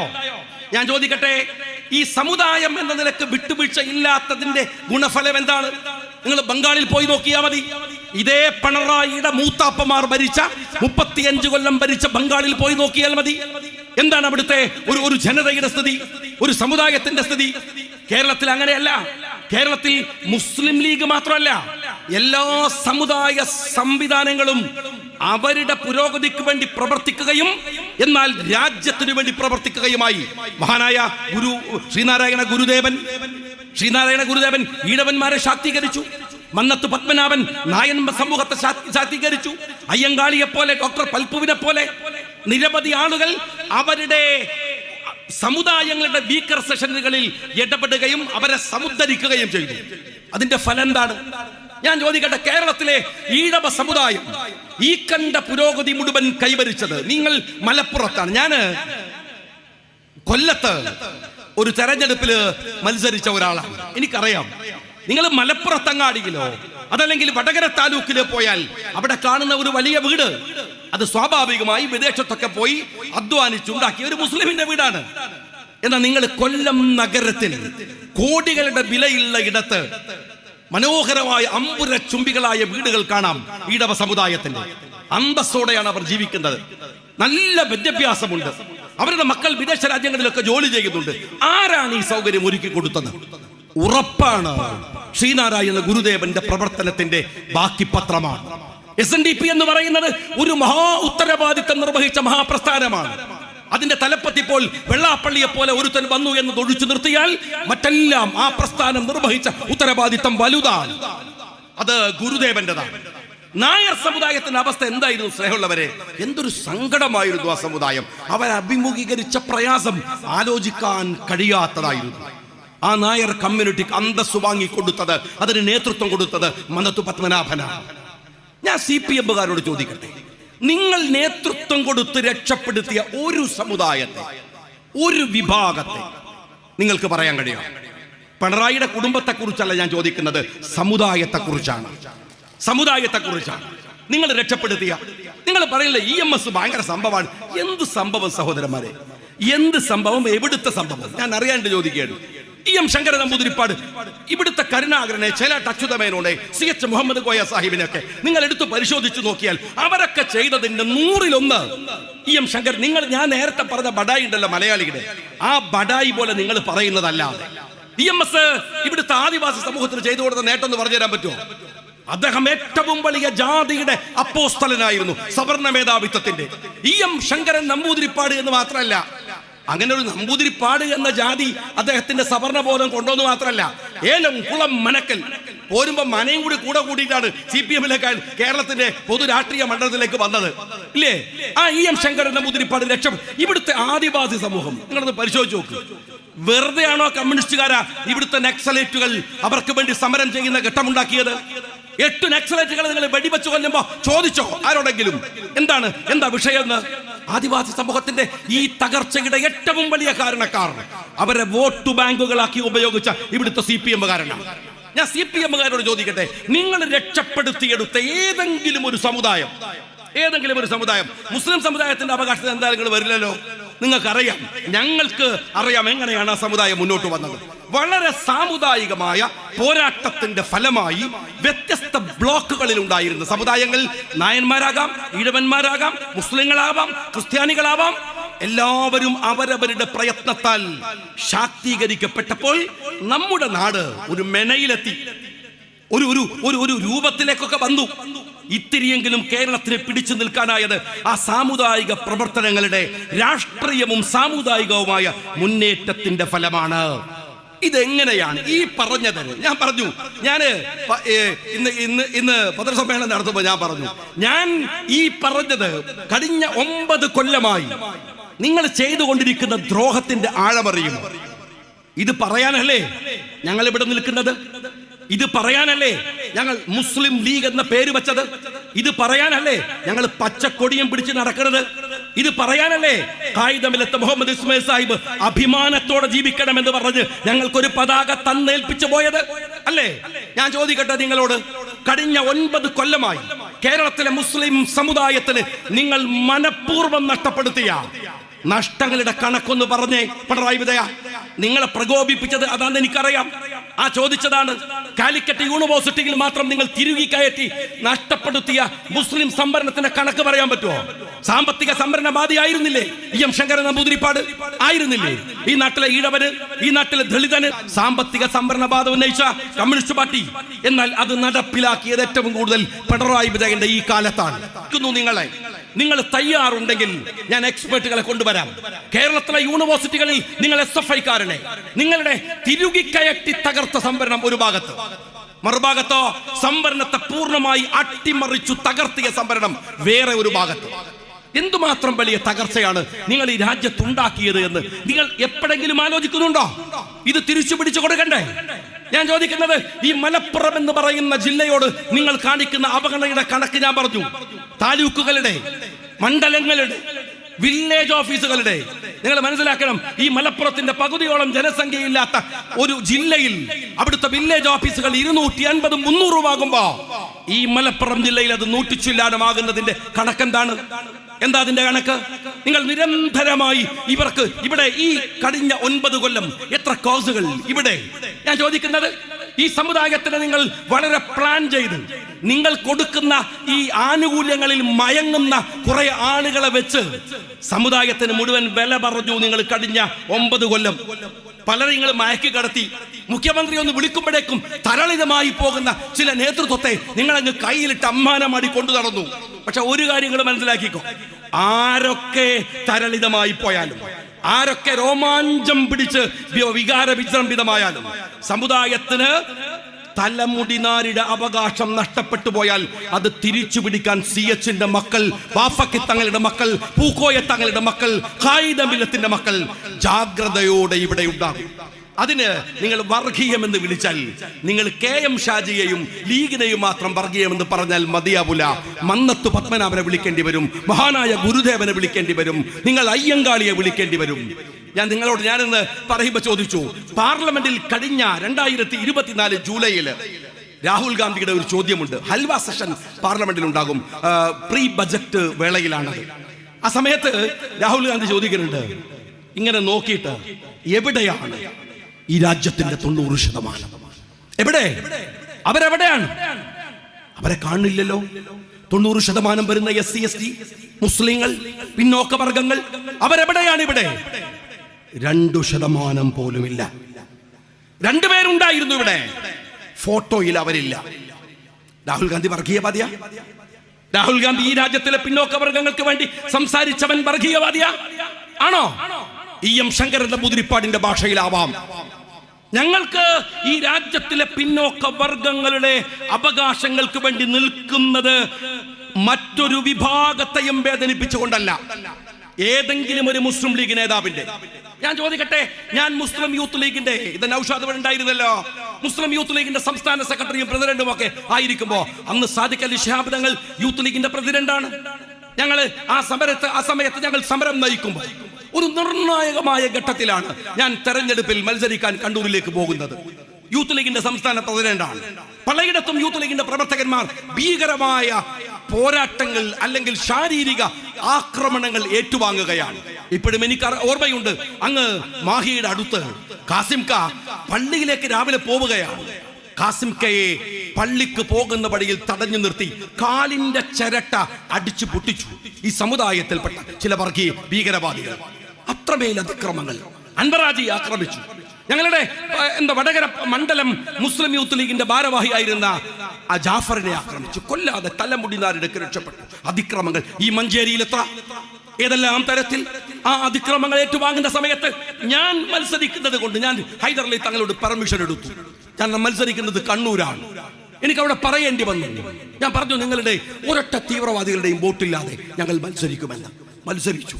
ഞാൻ ചോദിക്കട്ടെ, CPM-കാരോട് ഞങ്ങള് ഏറ്റവും വലിയ പോരാട്ടം നടത്തിയത് ഈ സമുദായത്തിനകത്തു നിന്ന് വന്ന തീവ്രവാദികൾക്കെതിരെയാണ്. കാരണം ഞങ്ങൾക്ക് ഞങ്ങളുടെ അകം ശുദ്ധീകരിക്കാതെ പുറത്ത് സംസാരിക്കുന്നതിൽ അഭംഗിയുണ്ട്, അത് ശരിയല്ല എന്ന് വിശ്വാസമുള്ളവരായിരുന്നു. ഞങ്ങൾ പോരാട്ടം നടത്തിയിട്ടുണ്ട്. ഞങ്ങൾക്കെതിരെ പോരാട്ടങ്ങൾ ഉണ്ടായിട്ടുണ്ട്. ഞങ്ങൾക്കെതിരെയാണ് PDP വന്നത്, ഞങ്ങൾക്കെതിരെയാണ് INL വന്നത്. ഞങ്ങൾക്കെതിരായി അന്ന് മുതൽ ഇന്ന് വരെ ഐഡിയോളജിക്കലായി മുസ്ലിം ലീഗിന്റെ വിരുദ്ധ പക്ഷത്ത് നിൽക്കുന്ന രാഷ്ട്രീയ ഐഡിയോളജി ജമാഅത്തെ ഇസ്ലാമിയാണ്. ഞങ്ങൾക്കെതിരെയാണ് SDPI വന്നത്. ഞങ്ങൾക്കെതിരെ വരാത്ത ഏത് സംഘടന, ആരൊക്കെ, എന്തിന് ഞങ്ങൾ ഈ രാജ്യത്ത് പറയുന്നത് മതേതരത്വമാണ്, മതസൗഹാർദ്ദം പറയരുത് എന്ന് പറഞ്ഞിട്ട് ഞങ്ങളിൽ ഏതെങ്കിലും ഒരു നേതാവ് എന്ന് ഞാൻ ചോദിക്കുന്നില്ല, നേതാവ് പറയില്ല. സാധാരണ ഒരു ശാഖാ കമ്മിറ്റിയുടെ ഒരു പ്രവർത്തകൻ അവന്റെ ശാഖാ മീറ്റിങ്ങിനകത്ത് വർഗീയമായി സംസാരിച്ചതിന്റെ ഒരു ചെറിയ റെക്കോർഡ് നിങ്ങൾക്ക് ആർക്കെങ്കിലും എടുത്ത് കാണിക്കാൻ പറ്റുമോ? ഞാൻ ചോദിക്കട്ടെ, RSS എത്ര കാലമായി പ്രവർത്തിക്കുന്നു ഇവിടെ? എന്തെല്ലാം പ്രയോഗങ്ങൾ നടത്തി. എന്നിട്ട് RSSന് മുസ്ലിം ലീഗിന്റെ ഏതെങ്കിലും ഒരു ശാഖയിലെ ഒരു ശാഖാ കമ്മിറ്റിയുടെ ഭാരവാഹി പറഞ്ഞ ഒരു വർഗീയ പ്രസംഗം പുറത്തു കൊണ്ടുവരാൻ ഇന്ന് വരെ സാധിച്ചിട്ടുണ്ടോ? എന്തേ സാധിക്കാത്തത്? ഞങ്ങളുടെ രാഷ്ട്രീയ ഐഡിയോളജി അതല്ല, മനുഷ്യരെ തമ്മിൽ തല്ലിക്കാനുള്ളതല്ല, അവർക്ക് വേണ്ടി സൗഹൃദത്തോടെ നന്മയോടെ കൂടെ നിൽക്കാനുള്ളതാണ്. ഒരു മുസ്ലിമിന് ഒരു സമുദായം എന്ന നിലക്ക് അവന്റെ അവകാശങ്ങൾ വേണമെന്ന് പറയുന്ന പോലെ തന്നെ അവൻ ഈ രാഷ്ട്രത്തിന് വേണ്ടി കൂടെ അതിന്റെ നിർമ്മാണത്തിൽ പങ്കാളിയാവേണ്ടവനാണ് എന്ന് പഠിപ്പിച്ചത് ജീവിതം കൊണ്ട് ഖായിദ മില്ലത്ത് മുഹമ്മദ് ഇസ്മായിൽ സാഹിബാണ്. സ്വന്തം മകനെ ഇന്ത്യയുടെ പട്ടാളത്തിലേക്ക് പറഞ്ഞുവിടാൻ ഇന്ദിരാഗാന്ധിക്ക് കത്തെഴുതി കൊടുത്ത മനുഷ്യന്റെ പേരാണ് ഖായിദ മില്ലത്ത് മുഹമ്മദ് ഇസ്മായിൽ സാഹിബ് എന്ന്, ലീഗിന്റെ നേതാവെന്ന്. അറിയോ നിങ്ങൾക്ക്? ഞങ്ങൾ അത്രമേൽ സുതാര്യതയോടെ കേരള രാഷ്ട്രീയത്തിൽ നിൽക്കുക ഞങ്ങളുടെ സമുദായത്തിന് വേണ്ടി പറഞ്ഞതാണ്. കുഴപ്പമെങ്കില് പിണറായി വിജയ, AK ബാലേട്ട, ഒരു കാര്യം മനസ്സിലാക്കിക്കോങ്ങള്, കൊക്കിലെ ശ്വാസം നിലക്കുന്നവരെ അത് പറഞ്ഞുകൊണ്ടേയിരിക്കും. നിന്നെപ്പോ AK ബാലൻ പിന്നെ എന്താന്ന് വെച്ചാൽ, ബാലേട്ടൻ്റെ ഒരു കുഴപ്പം എന്താ വെച്ചാൽ അദ്ദേഹം മറ്റ് CPMകാരെ പോലെ ഒരു അപകടം പിടിച്ച ആളൊന്നുമില്ല. അത്രയൊന്നും എന്താണ് ഈ ദുഷ്ടത കുറവാണെങ്കിലും വിവരക്കേട് കൂടുതലുള്ള ഒരാളാണ്. അതുകൊണ്ട് അദ്ദേഹം എന്താ ചെയ്യുക വെച്ചാൽ അദ്ദേഹം പിന്നെ ചിലപ്പോൾ സത്യം പറഞ്ഞു പോകും. അദ്ദേഹം ഇന്നലെ എനിക്കെതിരെ ആഞ്ഞടിക്കുമ്പോൾ പറയാണ് 9 കൊല്ലം കൊണ്ട് മുസ്ലിം സമുദായത്തിന് നഷ്ടപ്പെട്ടത് ഭരണം കിട്ടിയാൽ തിരിച്ചു പിടിക്കുമെന്ന്. എന്റെ ബാലേട്ട, മുസ്ലിം സമുദായത്തിന് നഷ്ടപ്പെട്ടത് മാത്രമല്ല, കേരളത്തിന്റെ ഖജനാവിൽ നിന്ന് മുഖ്യമന്ത്രി അടക്കം അടിച്ചു മാറ്റി കൊണ്ടുപോയത് തിരിച്ചു പിടിക്കണം എന്നെ ഞങ്ങൾ പറയണത്. അതിന് കോംപ്രമൈസ് ഒന്നും പറ്റൂല, അതിനൊരു കോംപ്രമൈസും ഇല്ല. തിരിച്ചു കൊണ്ടുപോയി വെക്കണം. കേരളത്തിന്റെ ആരോഗ്യ മേഖലയിൽ, വിദ്യാഭ്യാസ മേഖലയിലൊക്കെ നഷ്ടപ്പെടുത്തിയത് തിരിച്ചു പിടിച്ചു കൊടുക്കാൻ തന്നെയാണ് ഞങ്ങള് രാഷ്ട്രീയമായി സംഘടിക്കുന്നു എന്ന് പറയുന്നത്. അത് മുസ്ലിം ലീഗിന്റെ വഴിയാണ്, രാഷ്ട്രീയമായ വഴിയാണ്. ആ വഴിയിലാണ് ഇന്ത്യയുടെ ജനാധിപത്യവും ഉള്ളത്. അതുകൊണ്ട് ഞാൻ ഒരൊറ്റ കാര്യം CPMകാരോട് ചോദിക്കുന്നത്, നിങ്ങളിപ്പോ ഈ ഭൂരിപക്ഷ പ്രീണനത്തിന്റെ വലിയ തിരക്കിലാണ് നിങ്ങളെന്ന് ഞങ്ങൾക്ക് നന്നായിട്ട് അറിയാം, വളരെ കൃത്യമായിട്ട് ഞങ്ങൾക്കറിയാം. അതുകൊണ്ട് അതിന്റെ മറവില് ഭൂരിപക്ഷ പ്രീണനം, ഇപ്പൊ CPM പറയുന്ന ഒരു കാര്യപ്പെട്ട ന്യായം എന്താ അറിയോ? ഞാൻ അത് പറഞ്ഞു. എന്താ ന്യായം എന്നറിയോ? ഞങ്ങള് BJPയിലേക്ക് ഹിന്ദുക്കൾ പോവാതിരിക്കാൻ ഞങ്ങള് CPM പ്രവർത്തിക്കുന്നു എന്നാണ്. ഇവിടുത്തെ ഹിന്ദുക്കള് BJPയിലേക്ക് പോവുകയാണെങ്കിൽ എൻ്റെ CPMകാരാ അവരൊക്കെ വളരെ മോശക്കാരാണ് എന്നല്ലേ നിങ്ങൾ പറയുന്നത്? ഞങ്ങൾക്ക് ആ വിശ്വാസമില്ല. ഇനി മറ്റൊരു കാര്യം ഞാൻ ചോദിക്കട്ടെ, BJPയിലേക്ക് ഇവിടുത്തെ ഹിന്ദുക്കൾ പോകാതിരിക്കാനാണ് ഞങ്ങൾ പണിയെടുക്കണമെന്ന് പറഞ്ഞ സഖാക്കളോട് പറയട്ടെ, അതിന് നിങ്ങൾ വേറൊരു BJP ഉണ്ടാക്കുക വേണ്ടത്? അതാണോ ചെയ്യേണ്ടത്? അതാണോ നിങ്ങളുടെ CPM എന്ന് പറയുന്ന പാർട്ടിയുടെ നിലപാട്? BJPയേക്കാൾ വലിയ വർഗീയത പറയുക, BJPയേക്കാൾ വലിയ ന്യൂനപക്ഷ അതിക്രമങ്ങൾ നടത്തുക, BJPക്കെതിരെ എന്താണ് അതിന് ഏറ്റവും വലിയ ആക്രമണങ്ങൾ നടത്തുക, ഇതാണോ നിങ്ങൾ ചെയ്യേണ്ടത്? അങ്ങനെ ചെയ്യുന്നു എന്ന് പറയുന്നത് ന്യായമാണോ? എനിക്ക് രസമുള്ള ഒരു കാര്യം അതല്ല. CPMന്റെ ചൊറി നമുക്ക് മനസ്സിലാവും. അവരുടെ ഒരു കാര്യം, അവർക്ക് മുസ്ലിം ലീഗിനെ കിട്ടില്ല എന്ന ഏകദേശം ബോധ്യം അവർക്ക് വന്നിട്ടുണ്ട്. അങ്ങനെ കിട്ടില്ല എന്ന് വന്നപ്പോ പിന്നെ ലീഗിനെ ആക്ഷേപിക്കുക, വർഗീയമെന്ന് പറയലാണ് സുഖം. ഷാജി വർഗീയവാദിയാണെന്ന് പറഞ്ഞാൽ പിന്നെ ഷാജി ഒന്നും മിണ്ടൂല എന്നവരെ വിചാരം, പേടിച്ചിട്ട് മിണ്ടാതിരിക്കുന്നതാണ്. ആ പേടിയൊന്നുള്ള ആളുകളല്ല മുസ്ലിം ലീഗുകാർ. വർഗീയത പറഞ്ഞിട്ട് ഞങ്ങളിപ്പോ ആദ്യമായിട്ട് കേൾക്കാണ്. ഏത് CPM പറഞ്ഞപ്പോഴാണ് ഈ വർഗീയത എന്ന്. എന്റെ ചങ്ങായി 948 മുതൽ ഞങ്ങളിത് കേൾക്കാൻ തുടങ്ങിയതാണ്. കേട്ടിട്ട് തന്നെയാണ് ഞങ്ങൾ ഇവിടെ പ്രവർത്തിക്കാൻ തുടങ്ങിയത്. പ്രവർത്തിച്ചിട്ട് തന്നെയാണ് ഞങ്ങൾ എന്താണെന്ന് തെളിയിച്ചത്. അങ്ങനെ തന്നെയാണ് CPMകാരാ ഞങ്ങളെ ഒരു മുന്നണിയിൽ കൂട്ടാൻ വേണ്ടി ആഫീസിന് മുമ്പിൽ നിങ്ങളടക്കമുള്ളവർ കാത്തുകെട്ടിക്കിടക്കുന്ന പൊതു രാഷ്ട്രീയത്തിലേക്ക് ഞങ്ങൾ വന്നത് പ്രവർത്തിച്ചിട്ടു തന്നെയാണ്. CPM രാഷ്ട്രീയം ഞങ്ങൾക്ക് മനസ്സിലാകും. വേറെ ചില ആൾക്കാർക്ക് അതിനേക്കാൾ വലിയ ചൊറിച്ചിലാണ്. എന്താ അവർ പറയുന്നത് വെച്ചാൽ, ഞാൻ പ്രസംഗിക്കുന്ന സമയത്ത് വളരെ കൃത്യമായിട്ട് ഞാൻ പറഞ്ഞു, ഞാൻ വളരെ കൃത്യമായിട്ടാണ് ഞാൻ ആ കാര്യങ്ങൾ പറഞ്ഞത് എന്ന് വെച്ചാൽ പ്രിയമുണ്ട്. അമൃതാനന്ദമയിയെ പോയിട്ട് കെട്ടിപ്പിടിക്കുന്നു എന്ന് പറഞ്ഞ് സജി ചെറിയാൻ പിടിച്ചോണ്ടാണ്. അമൃതാനന്ദമയിയുടെ രാഷ്ട്രീയത്തെ സ്വീകരിക്കുന്ന അല്ലെങ്കിൽ വിശ്വാസത്തെ സ്വീകരിക്കുന്ന എത്ര പേര് ഇവിടെ ഉണ്ട്? അവരൊക്കെ നന്നാക്കല ലീഗിന്റെ പണി. അവരോട് നിങ്ങൾ പോകരുതെന്ന് പറയല ലീഗിന്റെ പണി. അവരെ വിമർശിക്കലാണോ ലീഗിന്റെ പണി? അതല്ലല്ലോ. ആ വിശ്വാസം അവിടെ ഉണ്ട്, ആയിക്കോട്ടെ. എന്റെ പ്രശ്നം അതല്ല. ഈ സജി ചെറിയാൻ എന്ന് പറയുന്ന ഡിവൈഎഫ്ഐയുടെ നേതാവായിരുന്നു ഒരു 20 വർഷം മുമ്പ്. അന്ന് ഡിവൈഎഫ്ഐ കേരളത്തിൽ വിളിച്ച മുദ്രാവാക്യം അന്ധവിശ്വാസത്തിനും അനാചാരത്തിനും ആൾ ദൈവത്തിനുമെതിരെ എന്നാണ്. ആ ക്യാമ്പയിൻ നയിച്ച കക്ഷിയാണ്. എന്നിട്ട് ആൾ ദൈവങ്ങൾ എന്ന് പറഞ്ഞിട്ട് ആളുകളുടെ വീട്ടിലേക്ക് പോയിട്ട് നാട്ടിൽ കുഴപ്പവും പ്രശ്നങ്ങളും ഉണ്ടാക്കിയപ്പോ UDF ഗവൺമെന്റ് അങ്ങനെ മനുഷ്യരെ ഉപദ്രവിക്കാൻ പാടില്ല എന്ന് തീരുമാനിച്ചു. ഒരുപടി ഡിവൈഎഫ്ഐക്കാർക്ക് പരിക്ക് പറ്റി. ഡിവൈഎഫ്ഐക്കാരൻ പ്രസംഗം കേൾക്കുന്നുണ്ടെങ്കിൽ പതുക്കെ ഒന്ന് ബാക്കിൽ തപ്പി വെക്കാൻ മതി. പണ്ടത്തെ അടിയുടെ മുട ഇപ്പോഴും കിടക്കുന്നുണ്ടാവും അവിടെ. ഈ സജി ചെറിയാനും അടി കിട്ടിയിട്ടുണ്ട്. ആ സജി ചെറിയാൻ ഏത് ആൾ ദൈവത്തിനെതിരെ സമരം നടത്തി അടി കിട്ടിയ സജി ചെറിയാൻ അമൃതാനന്ദമയെ കെട്ടിപ്പിടിക്കാൻ പോകുമ്പോ ഞാൻ പറഞ്ഞാൽ അറിയോ, അമ്മേ സൂക്ഷിക്കണം, കള്ളനാണ് ഇവൻ, നിങ്ങൾക്കെതിരെ പ്രസംഗിച്ചോണ്ടാണ്. ഇപ്പോഴും ഉള്ളിൽ നേരുള്ളവനല്ല. ഇപ്പോഴും അവന്റെ മനസ്സിനകത്ത് സത്യല്ല, നിങ്ങളോടുള്ള സ്നേഹമല്ല, മറിച്ച് വോട്ടാണ്. അതുകൊണ്ട് സൂക്ഷിക്കണം എന്നാണ്. രണ്ടാമത് ഞാൻ പറഞ്ഞു, അമൃതാനന്ദമയെ കെട്ടിപ്പിടിക്കുമ്പോഴും നിങ്ങൾ യാറത്തിൽ പോയി മുണ്ടിട്ടാലും ആര്, ഞാൻ പറയുന്നത് സജി ചെറിയാനെ കുറിച്ചാണ്. അതിങ്ങനെ പറഞ്ഞു വന്നപ്പോൾ ഞാൻ അങ്ങനെ പറഞ്ഞു, കേരളത്തിലെ വലിയ മാറ്റങ്ങൾ ഉണ്ടാക്കിയിട്ടുള്ള ഒരുപാട് ആളുകളെ കുറിച്ച് പറഞ്ഞു. നിങ്ങൾ ആലോചിച്ച് നോക്ക്, ഈ ഒരു 10-20 കൊല്ലത്തിനിടയിൽ ഒരു സ്റ്റാഗ്നേഷൻ കേരളത്തിലെ മുസ്ലിം ഉമ്മത്തിനകത്ത് വരുത്താതെ ഈ കാലഘട്ടം സമുദായത്തിനകത്ത് വലിയ പിളർപ്പുകൾ ഉണ്ടായ കാലഘട്ടമാണ്. വലിയ പിളർപ്പുകൾ എല്ലാ വലിയ നവോത്ഥാന പ്രസ്ഥാനങ്ങൾക്കകത്ത് പോലും, വലിയ വലിയ സാമുദായിക പ്രസ്ഥാനങ്ങൾക്കകത്ത് പോലും വലിയ തർക്കങ്ങളും പ്രശ്നങ്ങളും ഒക്കെ ഉണ്ടായി. ഒരു സ്റ്റാഗ്നേഷൻ ഈ പിളർപ്പ് കൊണ്ട് സമുദായത്തിന് ഉണ്ടായില്ല എന്നൊന്നും പറയാൻ ഞാനാണല്ല. ആ പിളർപ്പുകൾ ഉണ്ടാക്കിയിട്ടുണ്ട്. ആ സമയത്തും വലിയ സൂക്ഷ്മതയോടെ ഈ സമുദായത്തെ അതിന്റെ മുന്നോട്ടുള്ള പ്രയാണത്തെ ഗൗരവത്തോടെ കരുതലോടെ കൊണ്ടുപോയ ഒരു വലിയ മനുഷ്യരുണ്ട്. അത് നമുക്കറിയാം, ദാറുൽ ഹുദയുടെ ആദരണീയനായ നേതാവ് ബഹാവുദ്ദീൻ ഉസ്താദാണ്. അദ്ദേഹത്തിന്റെ ഞാൻ ഒരിക്കൽ ഫിൻലൻഡിൽ പോയി, പലപ്പോഴും ഞാൻ പറഞ്ഞിട്ടുണ്ട്, ഞാൻ ഫിൻലൻഡിൽ പോയപ്പോൾ, ഫിൻലൻഡ് ഈ ലോകത്തിലെ തന്നെ വിദ്യാഭ്യാസ പ്രവർത്തനങ്ങളിൽ മികച്ചു നിൽക്കുന്ന ഒരു രാജ്യമാണ്. അവിടെ ചെന്നപ്പോ MLA ആയിരിക്കുന്ന സമയത്ത് യാത്ര ചെയ്തപ്പോ അവിടുന്ന് അവര് പറഞ്ഞു, നിങ്ങളുടെ കേരളത്തിൽ നിന്ന് ഒരു പണ്ഡിതൻ ഇടയ്ക്കിടെ വരാറുണ്ട്.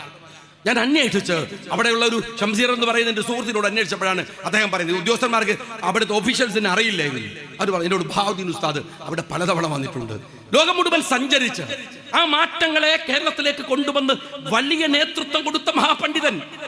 ഞാനത് പറഞ്ഞു വരുമ്പോ പറഞ്ഞത് വേറൊരു കാര്യത്തിനാണ്. ഈ പുകഴ്ത്തലുകൾ, ആളുകളെ പൊക്കിയടിക്കൽ, ഇതിനൊക്കെതിരെ ഈ അടുത്ത കാലത്ത് ബഹാവുദ്ദീൻ ഉസ്താദ് നടത്തിയിട്ടുള്ള ഒരു പ്രസംഗം ഉണ്ടായിരുന്നു. ആ പ്രസംഗത്തെ ഞാൻ കോട്ട് ചെയ്ത് പറഞ്ഞതാണ്. ഞാൻ പറഞ്ഞു, ഇതാണ് പണ്ഡിതൻ എന്ന് പറയുന്നത്, ഇതാണ് നേതാവ് എന്ന് പറയുന്നത്, ഇതാണ് ആലിം എന്ന് പറയുന്നത്. ഇസ്ലാമിൽ ഒരു ക്രൈറ്റീരിയ ഉണ്ട് ഇതിന്. എന്താണ്? അതിങ്ങനെയാണ്: അദബ്, ഇൽമ്, ഇബാദത്ത്. ഷാഫി ഇമാമ്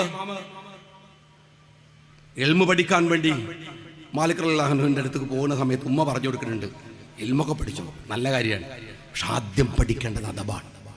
ഉമർ റളിയല്ലാഹുവിന്റെ അടുക്കല് ഒരു സഹാബി പ്രവാചകന്റെ കൂടെ തന്നെ ഉണ്ടായിരുന്ന ഒരാൾ സംശയം തീർക്കാൻ വേണ്ടി ധൃതി കാണിക്കുന്ന സമയത്ത്, ഞാൻ വിശദീകരിക്കല്ല, ഉമർ റളിയല്ലാഹു പറയുന്നുണ്ട്, ആദ്യം അദബ് പഠിക്ക്, എന്നിട്ട് മതി ഇൽമെന്നാണ്. ഇതൊരു ക്രൈറ്റീരിയയാണ്. ഞാൻ ഇതിങ്ങനെ പറഞ്ഞിട്ട് ഉസ്താദിന്റെ കാര്യമൊക്കെ പറഞ്ഞു. പിന്നെ എനിക്ക് മനസ്സിലായത്, ഞാൻ ബഹാവുദ്ദീൻ ഉസ്താദിനെ കുറിച്ച് പറഞ്ഞ ഈ നന്മകളല്ല വേറെ ചിലർ കേട്ടത് സജി ചെറിയാനെ വിമർശിച്ചതാണ്. അത് അവർക്ക് ഇഷ്ടമായില്ല, അതിഷ്ടമായില്ല. അതിന് കയറിയിട്ട് എന്നെ കുറിച്ചുള്ള ആക്ഷേപമാണ്. ഒരൊറ്റ കാര്യം ഞാൻ പറയാം, ഞാൻ കേരളത്തിലെ മഹാഭൂരിപക്ഷം വരുന്ന ഇവിടുത്തെ മുസ്ലിം സമൂഹവും സുന്നി ആശയത്തിൽ നിൽക്കുന്നവരാണ്. സുന്നി എന്നതൊരു ആശയമാണ്. സംഘടനാപരമായിട്ട് കുറേ പ്രസ്ഥാനങ്ങൾ സുന്നി പ്രസ്ഥാനത്തിനകത്തുണ്ട്. അത് ഓരോരുത്തരുടെയും ഇഷ്ടത്തിനനുസരിച്ച് സ്വീകരിക്കുന്നതാണ്. ഞാൻ സുന്നി ആവണോ, ഞാൻ എന്താവണോ എന്ന് തീരുമാനിക്കേണ്ടത് ഞാനാണ്. അതിന് ഏതെങ്കിലും ഒരുത്തൻ്റെ സർട്ടിഫിക്കറ്റ് KM ഷാജിക്ക് വേണ്ടാന്ന് നിങ്ങൾ മനസ്സിലാക്കിയിരിക്കണം. നല്ല അത് പറഞ്ഞിട്ട് വോട്ട് പോയി കളി എന്ന് പറഞ്ഞിട്ട് പേടിക്കണവരുണ്ടെങ്കിൽ ഓല പോയി പേടിപ്പിക്കണം. KM ഷാജിയെ അത് പറഞ്ഞിട്ട് പേടിപ്പിക്കാൻ വരരുത് എന്ന് ഞാൻ സ്നേഹപൂർവ്വം പറയാം. എനിക്കതിനെക്കുറിച്ച് യാതൊരു ഭയവുമില്ല.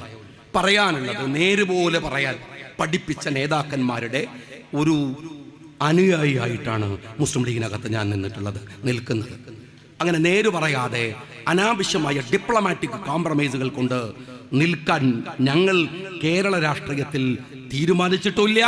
അങ്ങനെ നിൽക്കാൻ മുസ്ലിം ലീഗിന് പരിപാടിയില്ല. ഒരൊറ്റ കാര്യം കൂടെ ഞാൻ നിങ്ങളോട് പറയുന്നു. ഞാൻ നേരത്തെ പറഞ്ഞ പോലെ വിശ്വാസം എന്ന് പറയുന്നത് അതനുസരിച്ച് ജീവിക്കാനുള്ള അവകാശം നമുക്ക് എല്ലാവർക്കും ഉണ്ട്. നിരീശ്വരവാദികൾക്ക് നിൽക്കാനും അവകാശമുണ്ട്. പക്ഷെ ഭരണകൂടം ഇവിടെ ഏതെങ്കിലും തരത്തിലുള്ള വോട്ടുകൾക്ക് വേണ്ടി അത്തരത്തിൽ വിനിയോഗിക്കാൻ, ന്യൂനപക്ഷങ്ങളെ ആക്രമിക്കാനും നിങ്ങൾ വന്നാൽ അതിനെതിരെ പ്രതിരോധിക്കാൻ ഞങ്ങൾക്ക് ബാധ്യതയുണ്ട്. അത് ഞങ്ങൾ നിർവഹിക്കും. മുസ്ലിം ലീഗിന്റെ ഉത്തരവാദിത്വവും അതാണ്. ഞാനിവിടെ നേരത്തെ ഉബൈദ് അദ്ദേഹത്തിന്റെ സ്വാഗത പ്രസംഗം മുതൽ, അദ്ദേഹത്തിന്റെ അധ്യക്ഷ പ്രസംഗം മുതൽ, സ്വാഗത പ്രസംഗം മുതൽ പറഞ്ഞൊരു കാര്യമുണ്ട്. പഞ്ചായത്ത് തെരഞ്ഞെടുപ്പ് വരികയാണ്. ആ തെരഞ്ഞെടുപ്പിന് സജ്ജമാകുമ്പോൾ നിങ്ങൾ ആലോചിക്കണം, നിങ്ങൾ മുസ്ലിം ലീഗ് രാഷ്ട്രീയ പാർട്ടി എടുക്കുന്ന രാഷ്ട്രീയ സമീപനങ്ങളുടെ അംഗീകാരം കൂടിയാണ് തെരഞ്ഞെടുപ്പ് എന്ന് പറയുന്നത്.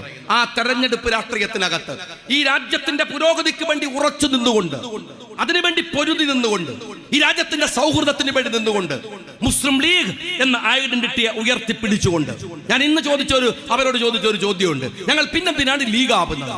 ഞങ്ങൾ പിന്നെന്തിനാണ് ഈ പച്ചക്കൊടി പിടിക്കുന്നത്? ഞങ്ങൾ എന്തിനാണ് ഖായിദ മില്ലത്ത് മുഹമ്മദ് ഇസ്മായിൽ സാഹിബ് ഹോണറബിൾ എക്സിസ്റ്റൻസ് എന്ന് പറഞ്ഞ അഭിമാനകരമായി നിന്റെ വിശ്വാസത്തിനകത്ത് നീ ഉറച്ചു വിശ്വസിച്ചുകൊണ്ട് മറ്റുള്ളവരെ ഉൾക്കൊണ്ടുകൊണ്ട്, ഇന്ത്യയുടെ സെക്യുലാരിസത്തിന് ഒരു പ്രത്യേകതയുണ്ട്. CPM-കാരാ തനിക്കത് അറിയില്ല. താൻ യൂറോപ്യൻ സെക്യുലാരിസത്തെ ഫോളോ ചെയ്യുന്നവനാണ്. അവിടെ സെക്യുലാരിസം മതനിരാസമാണ്. ഇന്ത്യയിലെ സെക്യുലാരിസം മതനിരാസമല്ല. എന്താണെന്ന് അറിയുമോ? എന്റെ മതത്തിനകത്ത് ഞാൻ വിശ്വസിക്കാം അഭിമാനത്തോടെ, എന്നാൽ മറ്റൊരു മതത്തെയും ആക്ഷേപിച്ചുകൊണ്ടാവരുത്, അത് തള്ളിപ്പറഞ്ഞുകൊണ്ടാവരുത്, അത് മറ്റൊരു മതത്തിന്റെ മുകളിലും കുതിര കയറിക്കൊണ്ട് ആവരുത്, അത്. അതാണ് മുസ്ലിം ലീഗ് എന്നും ഉയർത്തിയിട്ടുള്ള മുദ്രാവാക്യം.